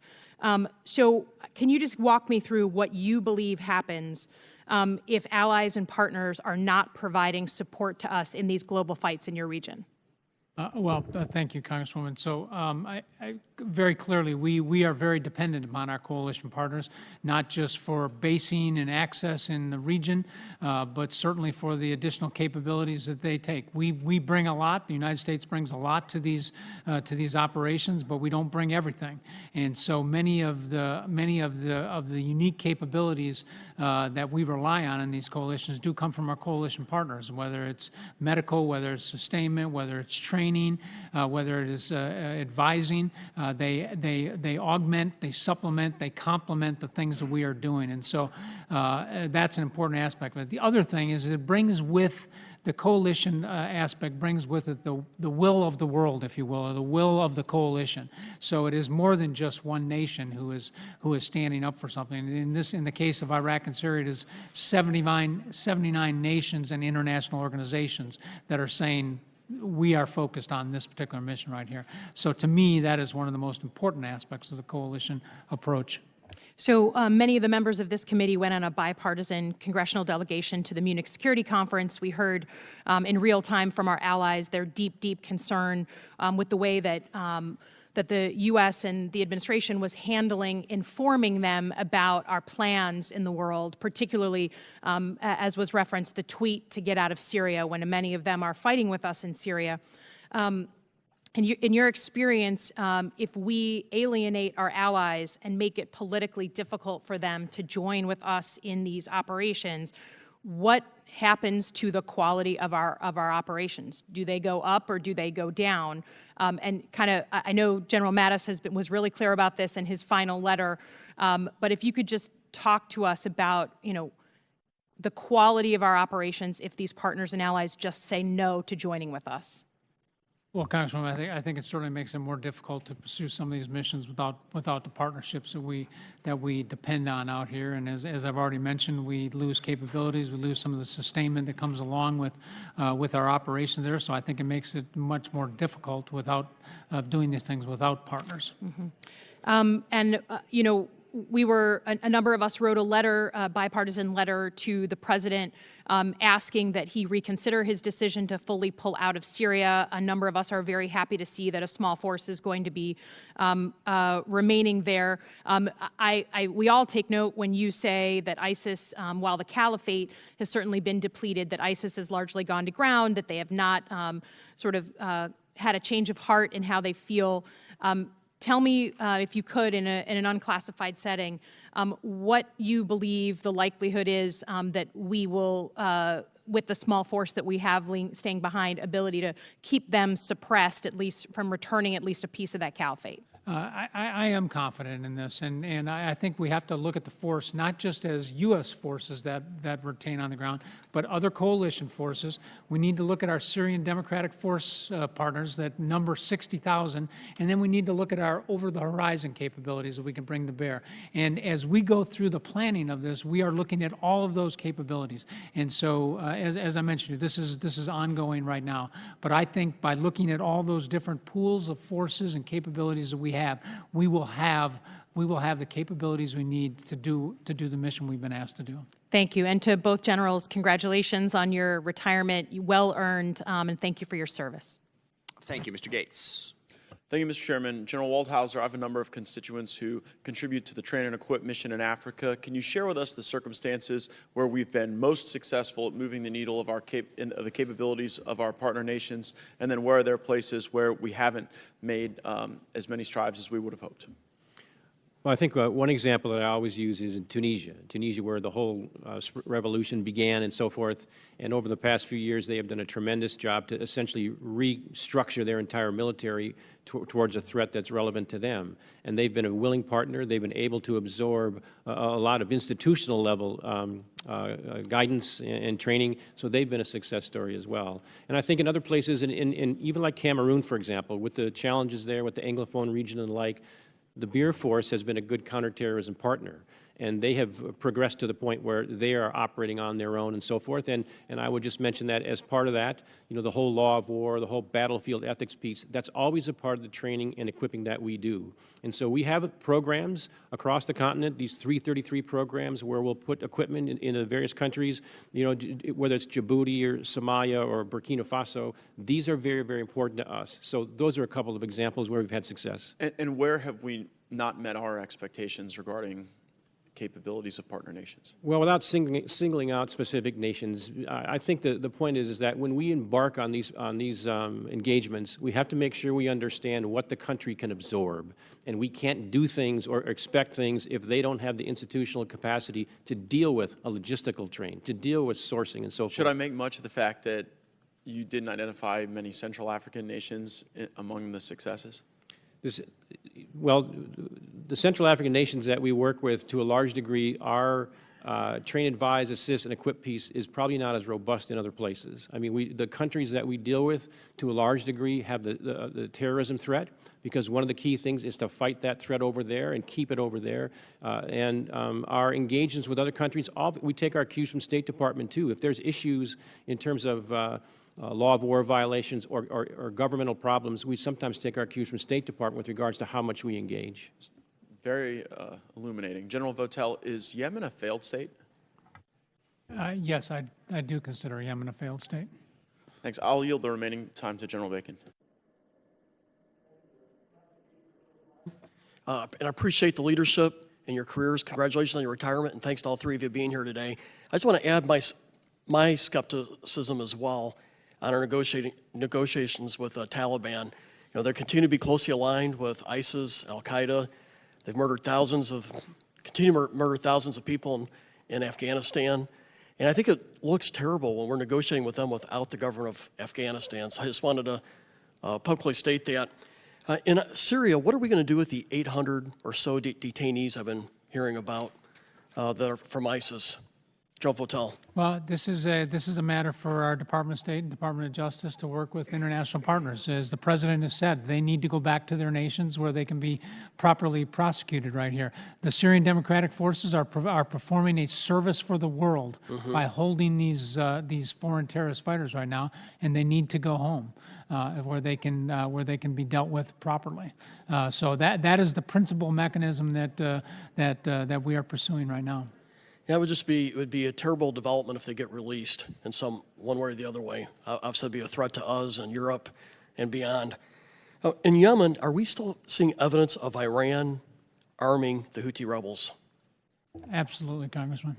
And when was the last time we saw Scud missile launches or any other kind of ballistic missile launch into Saudi Arabia? Because I think that's not being widely reported that was going on, and that's been part of the reason the Saudis are taking actions the way they have. We've seen a decrease in ballistic missile launches, and there's some reasons for that we can talk about in the closed session. But we've have seen an increase in unmanned aerial systems, and again, this at the hand of Iran providing these advanced capabilities to the Houthi rebels. You know, in our political debate on how to support Saudi Arabia, whether to or whether or not, that is just a forgotten part of what is going on with Iran, helping the rebels, and how they're also attacking the Saudis. And one last question to General Votel. Are we having any success or progress with Pakistan in the safe havens they're providing the Taliban? We have had, as I mentioned a little bit earlier, we have had success with Pakistan. They've been more helpful in terms of bringing the Taliban to the table. As we have requested them, we have seen instances where they have taken action against the safe haven areas. Clearly, there is more they can do, and we have encouraged them to continue to do that, but we have seen some positive indications. Thank you, and I thank my friend for yielding, and I yield back. Thank you. Ms. Torres-Small. Thank you, Mr. Chair, and thank you, General Votel and General Waldhauser, so much for your service. Thank you as well, Assistant Secretary Wheelbarger. I specifically appreciate your discussion about coalition building, and Congresswoman Slotkin as well as Congressman Bergman both recognize that need as well. And we also had some discussion about China and their impact on Africa and how that affects potential coalition building. So we've seen China open up the military base in Djibouti, but it appears, and some analysts think, that they're increasing their focus more so on the telecommunications, the infrastructure, and the trade. Do you see those avenues as more of a threat for our engagement with African partners than if China had opened up more military bases, for example, or conducted training or conventional military operations? That's a very interesting question and complex in several different ways. Obviously, Djibouti is the first overseas Chinese base. I have said before, I don't believe it'll be the last. They're looking for other areas and so forth, especially ports, because what they want to do, to a large degree, the infrastructure they build, ports, roads, bridges, and whatnot, is tied to the extraction, mineral extraction they're conducting in those countries. So consequently, there's a tie there. Now, moreover, their military growth for the future, although unclear, they certainly want to protect those investments. They want to protect the populations and the workers that they have there. So some would say that this was just a first step, and that they're getting many lessons learned, because it's a challenge to have a base in Djibouti from China, and there's a lot of growing pains with that. But they're learning from that, and some would say that, and we have some reports that I could probably go into in a closed session, that they may look to increase their contributions to some of these groups that are in the counterterrorism effort. So I think that in the future, it's very likely that they could increase their military presence. But real quickly on the trade business, you know, when Secretary Tillerson visited there a while back, as the previous Secretary of State, you know, he talked about how the Chinese should be very careful, or the Africans should be very careful about some of the deals they make with the Chinese, because it's no secret about the debt issue in Djibouti that the Chinese own. There's other countries where some of the projects the countries are walking away from because it's either too expensive or they've figured out the deal is really not good for them. And so there are some challenges, but again, those countries need to make those decisions for themselves, and that was one of the issues that the senior, Paul Kagame, who at the time was the AU chairperson, made that point, that these governments can make those decisions for themselves, and our point is, when you make those decisions, just go into them clear-eyed and understand what you're signing on the dotted line when you sign with the Chinese. Speaking to that clear-eyed aspect, has China operated this way with other regions, and if so, are there additional phases of involvement that we might anticipate? Well, I think that the China, I'll just speak to the African continent. I mean, the Chinese have been there for quite some time. Their investments in infrastructure, they do a great job. They'll build soccer stadiums. They'll do things for the population that, gains and maintains influence. Meanwhile, we do things like Millennium Challenge Corporation powered programs in Senegal or even in Niger, these huge programs over a 5-year period, $437 million in Niger, for example. This is a whole-of-government approach, too, and we need to do a better job of publicizing those things that we're doing on the soft side of power that will help our influence vis-a-vis China. In my short amount left, I want to switch very quickly to Yemen and touch base about the end of the in-flight refueling Saudi coalition. When did CENTCOM make the decision to end that mission?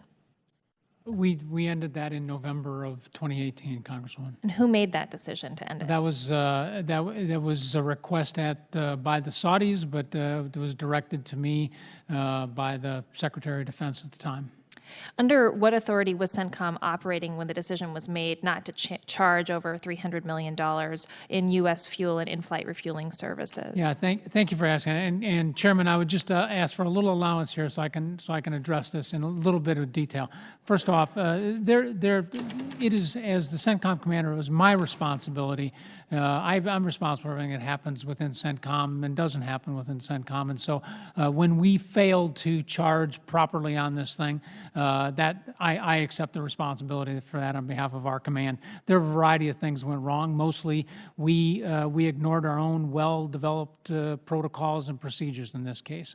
We identified those problems that we began identifying that last fall and put together a team, cross-agency team, to make sure that we understood what was happening and that we could, we worked through the issue, identified what the costs were, and then delivered those to the appropriate countries. And we will receive full and proper reimbursement for that. It's a mark of great leader to take responsibility. I deeply appreciate that. Thank you. Mr. Gallagher. Thank you, Mr. Chairman. I'd like to pull the string on a previous line of questioning. I think it's important because when we talk about NDS implementation, it's easy to focus myopically on Indo-PACOM and EUCOM, and I'm glad that we've had a variety of questions about Chinese influence and access in the CENTCOM and AFRICOM AORs. And I just would ask General Votel, to what extent does the Shanghai International Port Group's agreement regarding the Haifa port in Israel represent a problem for the U.S. military over the long term? We heard some reporting that the U.S. Navy was considering reducing some commitment to Israel. I know that sort of spans a lot of different COCOM authorities there, but just to what extent do you view that as a problem, and what do you think we should do about it? Congressman, I would remind you that the Haifa port is in Israel and is outside of my area of responsibility. But I do recognize that that does have influences on our area. So we are concerned about that. The fact that there is the great power competitors have access into those ports along the Mediterranean that have very direct access into the region. I think this is a reason for concern. And can you, both of you, what parts, as you look at the Belt and Road Initiative in your respective AORs, where would it present a difficulty for us in terms of operational access, either in terms of our ability to operate with key partners or new potential access by Chinese forces? Just help flesh that out for us a bit. Congressman, in the CENTCOM area of responsibility, the principal place we're seeing this is in Pakistan with the China-Pakistan Economic Corridor, which is an artery of the One Belt, One Road aspect. And so that is in progress right now. And there is definite Chinese influence in that particular area. So as they develop that land route, what they are attempting to do then, we expect is they will then be looking for ports that they can connect that to, ports in southern Pakistan, leading to ports in AFRICOM, and for us, it's going to lead to a permanent presence of Chinese military maritime activity in the region that we will need to be concerned with. So with regards to AFRICOM on the ports, let me just first say that overall, and I'm not an expert in port operations, but the Chinese have equities in ports around the globe. So it's not unique, for example, that they have equities in Israel. It's not unique that they have equities in Djibouti and other places. That's the first point. The second point is, with regards to the Djibouti port, this is the maritime piece of the One Belt, One Road initiative. If you come into Djibouti and that part of the country, that part of the continent, up into Africa. So that's a big part of their strategy, and they're trying to tie it together. Inside Djibouti, the port facility there has about 5 or 6 separate ports. The one we're concerned about is the Dorla container port. Last year at this time when I testified, the Djiboutians just took it back over from the Emiratis. The fear is that if the debt issue with Djibouti is not taken care of, that perhaps the Chinese could take that port over. But I can tell you that in conversations that I've had with President Goulet and other leaders have had with President Goulet, they have assured us that that is not going to be the case, that they will make sure that we have access to that particular port, because 98% of logistics effort that we need on the eastern part of Africa, in Somalia, in Djibouti, comes through that port there. Mm-hmm. And I take your point about, to the extent I understand it, that the Chinese obviously have legitimate economic interests in a variety of ports around the world. But the whole reason we did a comprehensive review of our CFIUS process last year was because the line between legitimate economic interest and CCP-directed espionage and PLA military activity is often very opaque, right? I wonder, do you have conversations with your partners, sort of in the way we have conversations amongst ourselves about CFIUS and foreign investment, about the structures they have in place to analyze Chinese investment and really determine what is legitimate and what isn't, in either order? Well, I can say, and perhaps that's, Katie, you might should take that. I know our country teams and ambassadors do that from the military perspective. We try to make sure that we make the case that we're the best partners and try to give that top cover. Yeah. I will most definitely say that is a key point with all of our engagements with the international community, not just in these AORs, but in Europe as well. And I know the previous Congresswoman touched on telecommunications infrastructure. That is a priority of our department right now to highlight the real challenge that we will face both militarily as well if the Chinese build out these 5G networks all over the world. Telecommunications security is sort of a backbone security requirement for all of us. So it is very much a top line in all of our engagements. Great. I yield my 2 seconds left. Thank you. Appreciate the benefit. And I was going to say, we have a hard stop at noon. We'll get to as many people as we can. Mr. Crow. Thank you, Mr. Chairman, and thank you to all three of you for your insightful, candid testimony. General Votel, always good to see a fellow Ranger. Rangers lead the way. Thank you for your continued service. In my time in Iraq and Afghanistan, I learned the value of our partners and our alliances, and I've been very troubled by some of the comments of this administration with regard to those partnerships and those alliances. I know, General Votel, you weren't consulted in the Syria decision. Have the three of you had to spend time in the last 2 years talking with our partners and our allies, NATO and others, to reassure them that we remain committed? And have you received questions and concerns from those allies? I'll start, Congressman. Certainly we have. I think this is a very standard thing that we talk with all of our partners about routinely here, about our strategies and where we're going with this, and reassurance on our commitment to the collective security of the region here. So it certainly is something we talk with our partners about all the time. Have for the entire time I've been in this position. But within the past, let's say within the past year, especially with respect to comments on a unilateral withdrawal from Afghanistan and Syria, has that created especially acute concerns? Well, it certainly has. I mean, some of the rather sharp announcements here are things that have caught their attention, and we've had to talk about that. But again, this is something that we have routinely talked about. As I came into this position in 2016, a big topic was JCPOA and our decision to enter into that, and so that was a big discussion point with all the partners in the region. Many who did not agree with that decision, and so we had almost the opposite situation in that particular case. So I think this is something we always have to talk to our partners about.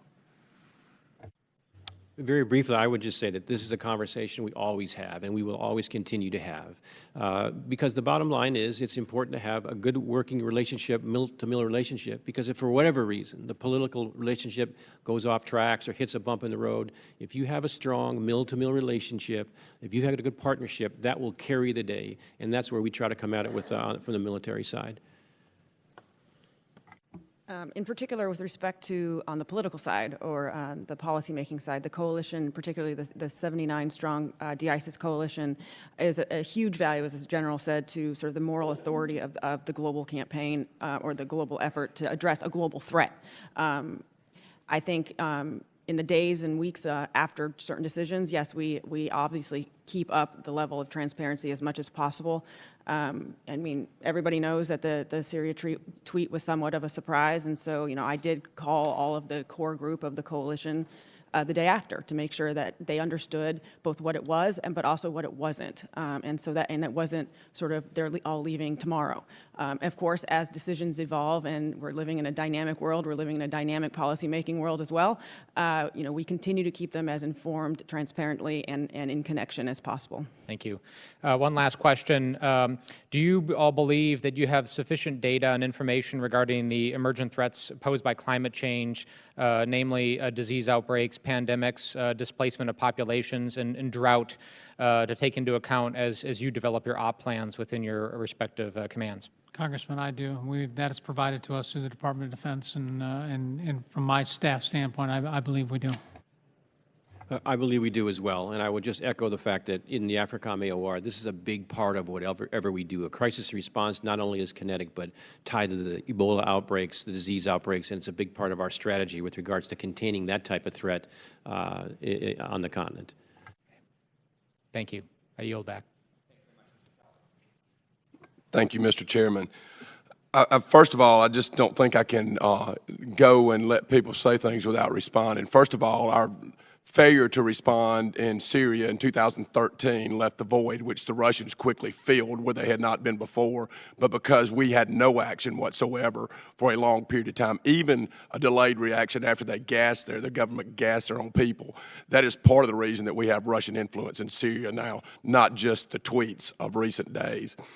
Second, I had a much different experience in the Munich Security Conference with Senator Inhofe, with our allies and our people there, than obviously other people, my colleagues did. Because what I found in our European allies and allies across the nation, we met with Germany, we met with Afghan president, we met with Poland, is there's a much greater participation in meeting their 2% GDP requirements as to their militaries across Europe, which means we have partners who are actually contributing rather than talking. And so I think that's very important to point out. We also went to Africa and met with President Kagame, with Prime Minister Dr. Abiy in Ethiopia. I think those relationships with Senator Inhofe and us as members of Congress can be sustained long term. He's been doing it for over 25 years, but I think many times they're much more valuable even than those with states sometime, as well as the mill-to-mill relationships. All that being said, I guess now I'm going to try to get to a question. First of all, General Votel, thank you for your leadership of my 155th BCT, my old brigade in Operation Spartan Shield, and my 184th ESC, which are currently deployed and doing the logistics missions over there.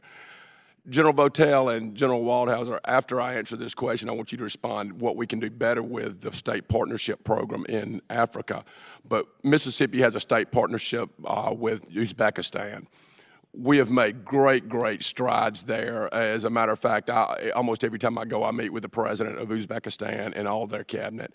General Votel, how valuable are those in the negotiations when we're talking about negotiating with the Taliban or logistics contract? How valuable is that state partnership program? Across the region, Congressman, the state partnership program is a diamond for us, frankly, and it is highly sought after by partners across the region. It augments, it not only augments the things that we do with the active forces and the other rotational forces, as you highlighted, that come into the region, but more importantly, it provides a long-term, sustained relationship with these countries, as you've experienced in Uzbekistan. I know we recently had the Minister of Defense visit your state for an exercise here.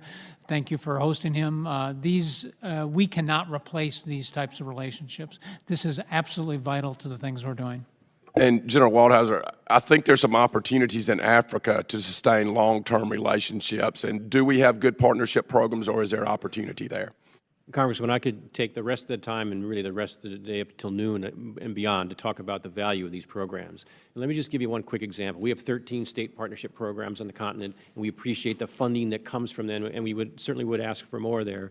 Recently, we had an exercise in Burkina Faso. There's been some issues there as to the uptick in attacks and whatnot. And just recently here in January, the District of Columbia, D.C., just signed a state partnership program with Burkina Faso.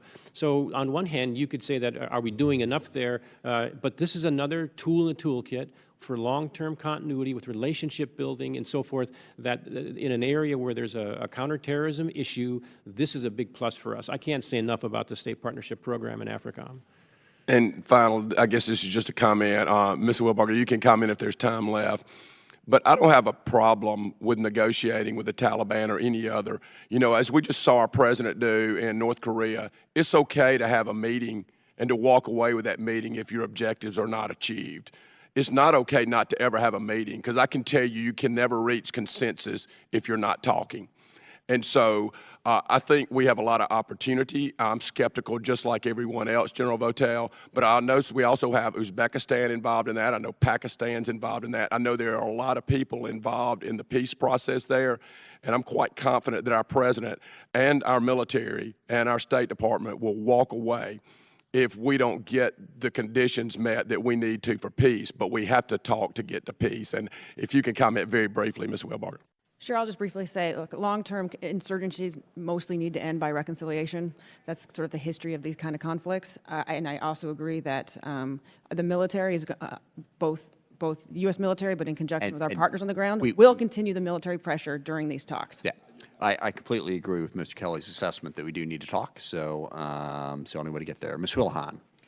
Thank you to the chairman and thank you to the panel for coming. In addition to sitting on this, on the armed services, I also sit in foreign affairs in Africa and the Asia subcommittees, and in the Africa subcommittee, human rights is a center area of that, and it's been lovely to also hear about China in this conversation too. And so my question is for the General Waldhauser. I was wondering if we could talk a little bit about the importance of supporting women, and particularly the impact that they have on bolstering economies, which is one of the best ways that we have to combat VEOs. And as we continue to provide support to our African partners to combat VEOs, are there members of our current multinational joint task force that have not perhaps passed the Leahy vetting or who have raised human rights concerns, especially as they relate to women and girls? So thank you for the question. Let me just talk real quick about the Women Peace Security Initiative that we have at AFRICOM, and one of the things that I think we do very well. And I'll just give you several examples. So over the past couple of years, we've introduced women from the military in the communications field across the continent through various exercises and engagements. And since we've emphasized that, we've noticed the numbers of women who participate in that particular event has grown. We also do an intelligence assessment and training for the women of intelligence branches around the continent. That number has grown. We have a leadership that we run out of AFRICOM every year. It's a small group, around 50 or 60, but we take them around the country to various bases, and they talk with various leaders, and we promote leadership through women for women in a small way, but we think a highly effective way. And here recently, we've had the operation I mentioned in Burkina Faso. It's a special operations operation where we've brought women together to have conferences, discuss their way ahead, and try to get them and highlight their visibility for the military. So we take that seriously, and I'm very proud of our Women in Peace program. With regards to the Leahy vetting, look, one of the things that we do with all of our training on the African continent is this whole issue of battlefield ethics, law of war compliance, and the like. And even though there's, we run into issues every once in a while, we maintain that this is a big part of how we train. And we make it very clear to these governments that if there's violations or allegations of violation, that they have to look at them for investigation and be transparent with what they do. So on one hand, the question of the Leahy vetting, yes, sometimes there are some issues we have to work around because whole units for one individual. But in the main, on the African continent, we need to maintain that because the human rights piece is a big part of how we train, and we just have to try to perhaps streamline some of the Leahy issues, but we can't walk away from that. Sir, are there curing processes or curing timelines if you do see some sort of violation that I understand that you can't help if you're not there? Is there any sort of process that is codified that helps us with that? I'd have to take that for the record, ma'am. Thank you. My next question is also for you, and I read in your written statement that Niger remains very unstable, and that you are worried about that because of the youth, the age of the large part of the country. And my question is, you also seem to indicate that the people who you were withdrawing in the 10% reduction were counterterrorism related. Is that true? Doesn't that provide some sort of angst on your part that you've got this sort of unstable, very young nation state, and we're withdrawing the very people who may be helpful if there is some sort of a VEO activity there? So I don't want to get into specific countries and specific numbers, but the short answer to your question is yes. And we have to take a look at where we have optimized. And as I tried to indicate previously, for the first tranche, we've taken individuals from locations where they've been training for quite some time, and those units are on their own. And so, yes, every country, especially in Western Africa, where we have bilateral agreements and where we train with them, we are concerned, but we understand the intent, And so far, there's been minimal impact. And if we continue to work with our partners, primarily the French in the West, we watch if the groups grow, we may have to revisit some of these decisions.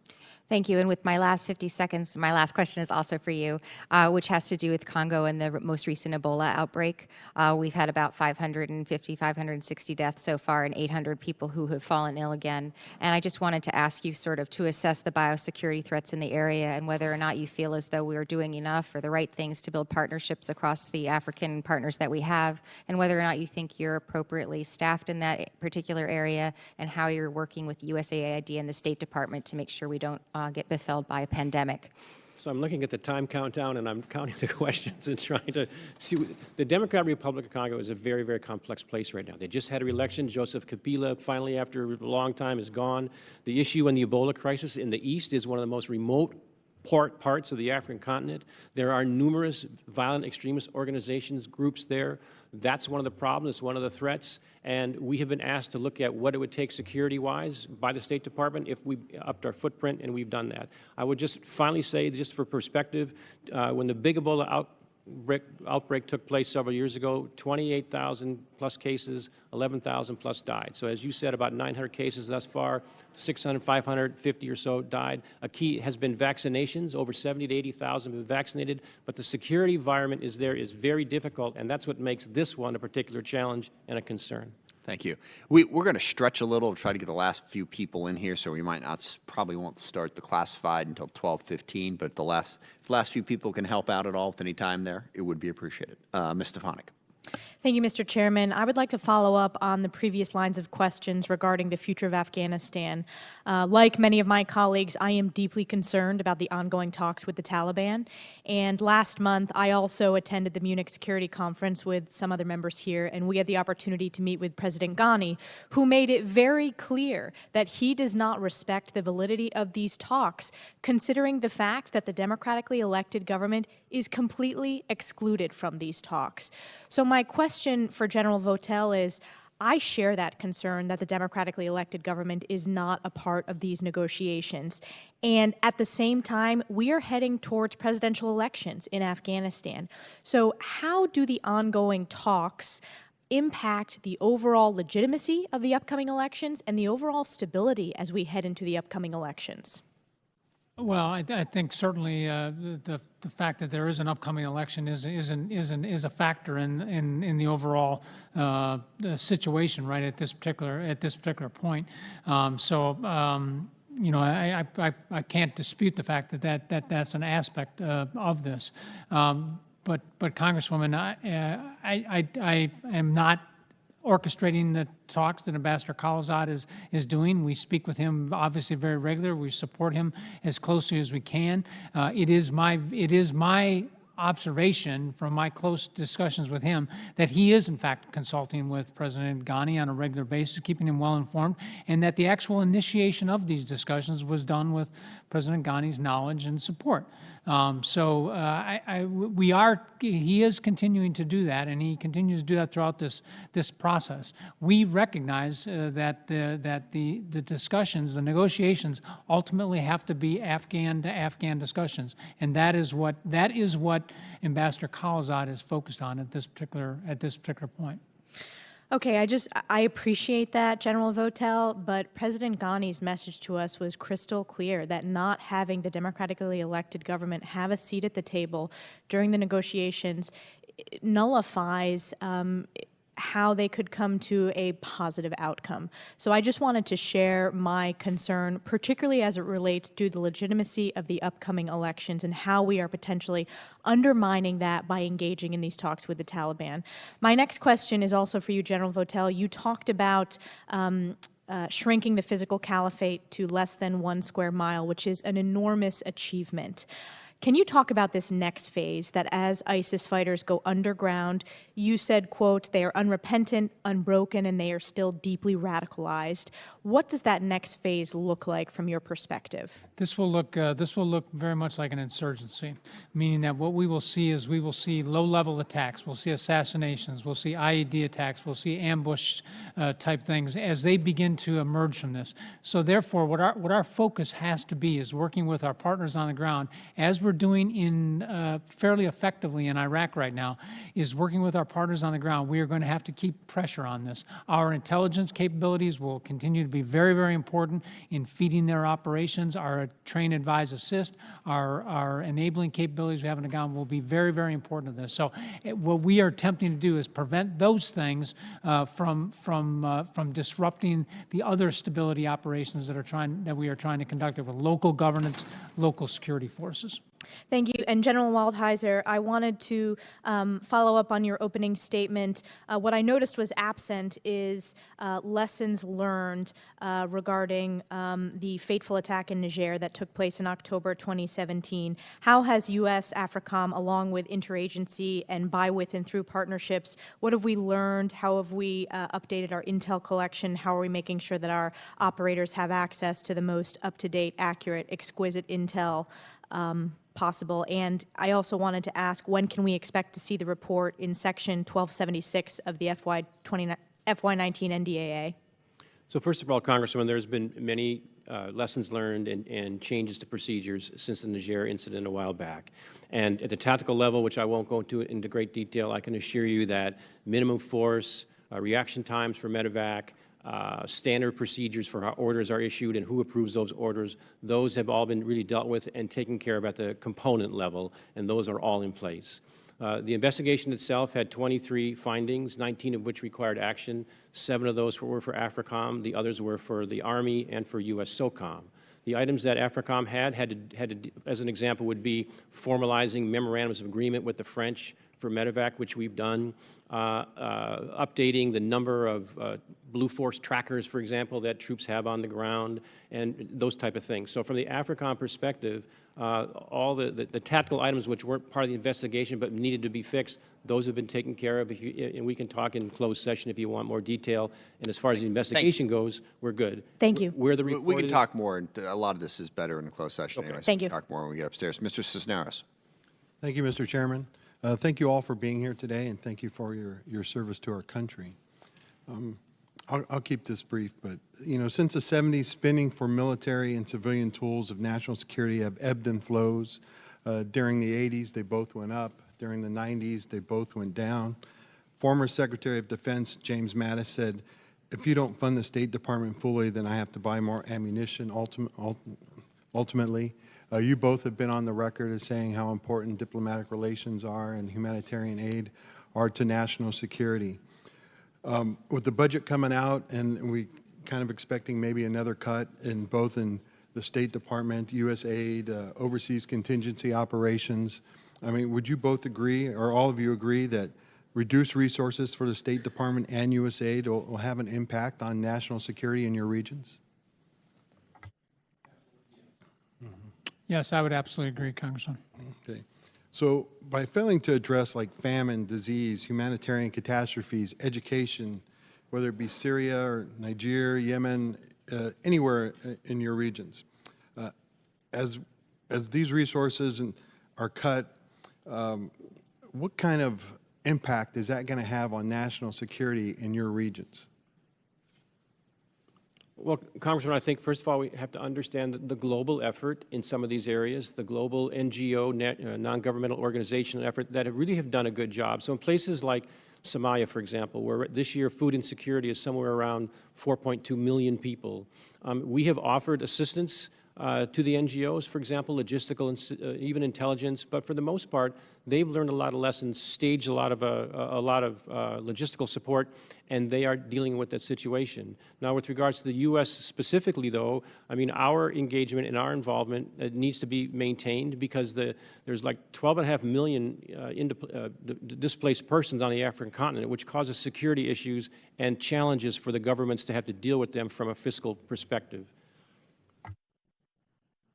Congressman, I would agree with General Waldhauser on this. I think our involvement in this continues to be extraordinarily important. As we look and clear through areas, as we conduct our counterterrorism operations, such as we're doing against ISIS right now, the resources that come along with some of the stability aspects that must always follow these combat operations doing are absolutely essential to bring people back into their communities, to start standing up the essential services, and to give the local governance, local security, an opportunity to begin to reestablish life in these areas. So I would agree this is absolutely essential, and we have to stay engaged in this.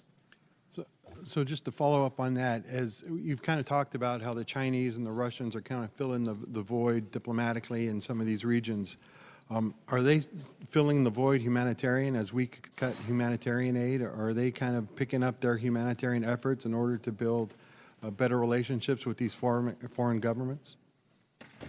To a certain degree, yes. I mean, they've got about 2,000 UN peacekeepers. They've tried to insert themselves. I don't say that in a negative way, but they've tried to contribute to the Ebola crisis we talked about in the DRC. They want to become a leader in that particular medical technology.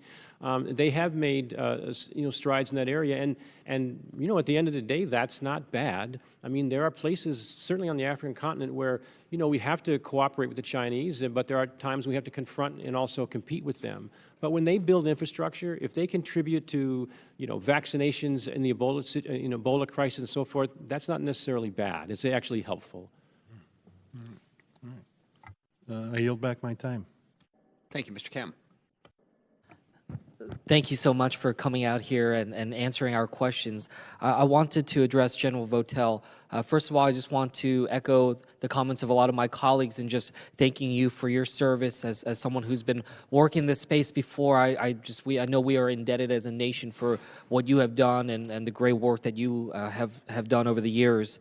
I wanted to follow up on something you said earlier. You were talking about how a lot of the efforts that we're engaging in now in Syria and in Iraq in particular, which is what I'm focused on with this question line, is about now shifting towards dealing with an insurgency, that a lot of the territorial land held by ISIS has been taken back. We are in some ways changing the mission in terms of what we're trying to be doing now.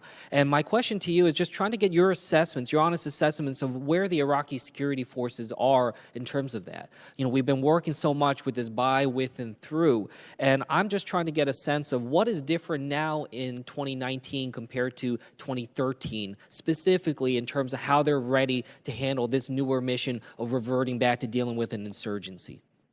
Thank you, Congressman. From our perspective, we don't look at this as a change in mission. Our mission still is at the invitation of the government of Iraq to assist them in defeating ISIS. So from our perspective, we look at it very much the same. My assessment of the Iraqi security forces right now is that they are doing a pretty good job of keeping pressure on the remnants of ISIS that exist in Iraq. In some cases, they are doing this unilaterally, and in other cases, they are doing this with our assistance. Each of their units across the country have different levels of readiness and different levels of capability, and we're continuing to work to raise those to a higher standard so they can be self-sustaining. But they are continuing to do that. What is different, I think, is that they have been, from 2013, 2014, and whatnot, they have been well supported by their civilian government. The current Iraqi leadership are very, very strong supporters of their military. The former Prime Minister Badi, was an extraordinary wartime leader, in my opinion, and he provided exceptional support to them. I think the military leaders saw this. They saw the necessity of the situation, and they rallied behind the coalition support that we provided to them and rose to the occasion. And good leaders emerged on the Iraqi side that helped them orchestrate this campaign, and we are continuing to see that today. They certainly have more that needs to be done. It needs to be a more inclusive force. It needs to include more Sunnis. It needs to include more Kurds in it, and we are working towards that. We're going to have to address popular mobilization forces, these elements that are part of the security forces as well. But I am very confident in the current military leadership that we see in Iraq, in this, again, moving in the right direction. That's right. I share a lot of those concerns going forward about how we can do this and make sure that the skills that we've been building up aren't going to atrophy as we start to move on. And as we've seen before, we've certainly seen a lot of success with the Counterterrorism Service and others in terms of going in and being able to penetrate ISIS defenses, but we've also seen the difficulties of what happened in 2013 and 2014 when the Iraqi security forces were asked to hold on to territory, and what is their ability to hold, and that's where I'm just trying to delve off of. Just one last question here. I know that in your past work, you've done a lot with the Counterterrorism Service in Iraq, and I know that they were such a critical force there that had gone through a lot over the last couple of years in terms of what was asked of them in terms of going through some very difficult circumstances. Specifically with that organization, the CTS, what is their current capacity and how crucial are they in this now mission? Again, I agree with you, it's not a change in mission, but certainly a focus more on hold rather than the other components. How crucial is the CTS in maintaining that? CTS remains extraordinarily critical in terms of this, and it is their desire and our support to that desire to return the CTS to their more traditional missions of counterterrorism operations, and that is what we are working on. So we stayed with the CTS when we left in 2011. That was important, and that was a reliable force, and they carried the heavy load over the campaign. And as we move in the future, we have to sustain that, but we also have to stay with the Iraqi security forces as well. The Iraqi army can be the bulwark against extremism in this country, and we need to support them. Well, I certainly hope so, and I will do everything I can from this angle to be able to support those missions. Thank you. Thank you very much. Ranking Member. A major focus for both parties and the administration the last 2 years has been to repair the readiness of our forces. I had one of your fellow combatant commanders tell me recently that he can already tell a difference in the forces that are being rotated through his command. I don't know if it applies so much to CENTCOM because y'all have been the priority theater for 17 years, but my question to each of you is, can you at this point tell the difference yet in the readiness of the forces that are rotated through your commands? Yeah, Congressman, yeah, from our perspective, I think we certainly can. We have, as you know, we've been dependent upon the services to provide us well-trained forces, and we have been the lucky recipients of that for a long period of time. So I remain very, very grateful for that. I would highlight one thing: the Army's investment in security force assistance brigades, I think, is a good example of how our services are really supporting us in the way that we need. This is an organization that is specifically designed to help with the by, with, and through approach that we are applying so effectively on the ground in a number of areas. And so, to me, I think the services, my service in particular in this case, I think is doing an excellent job of providing us the capabilities that we need to pursue these missions. And just to emphasize, you can tell the readiness level is improving already?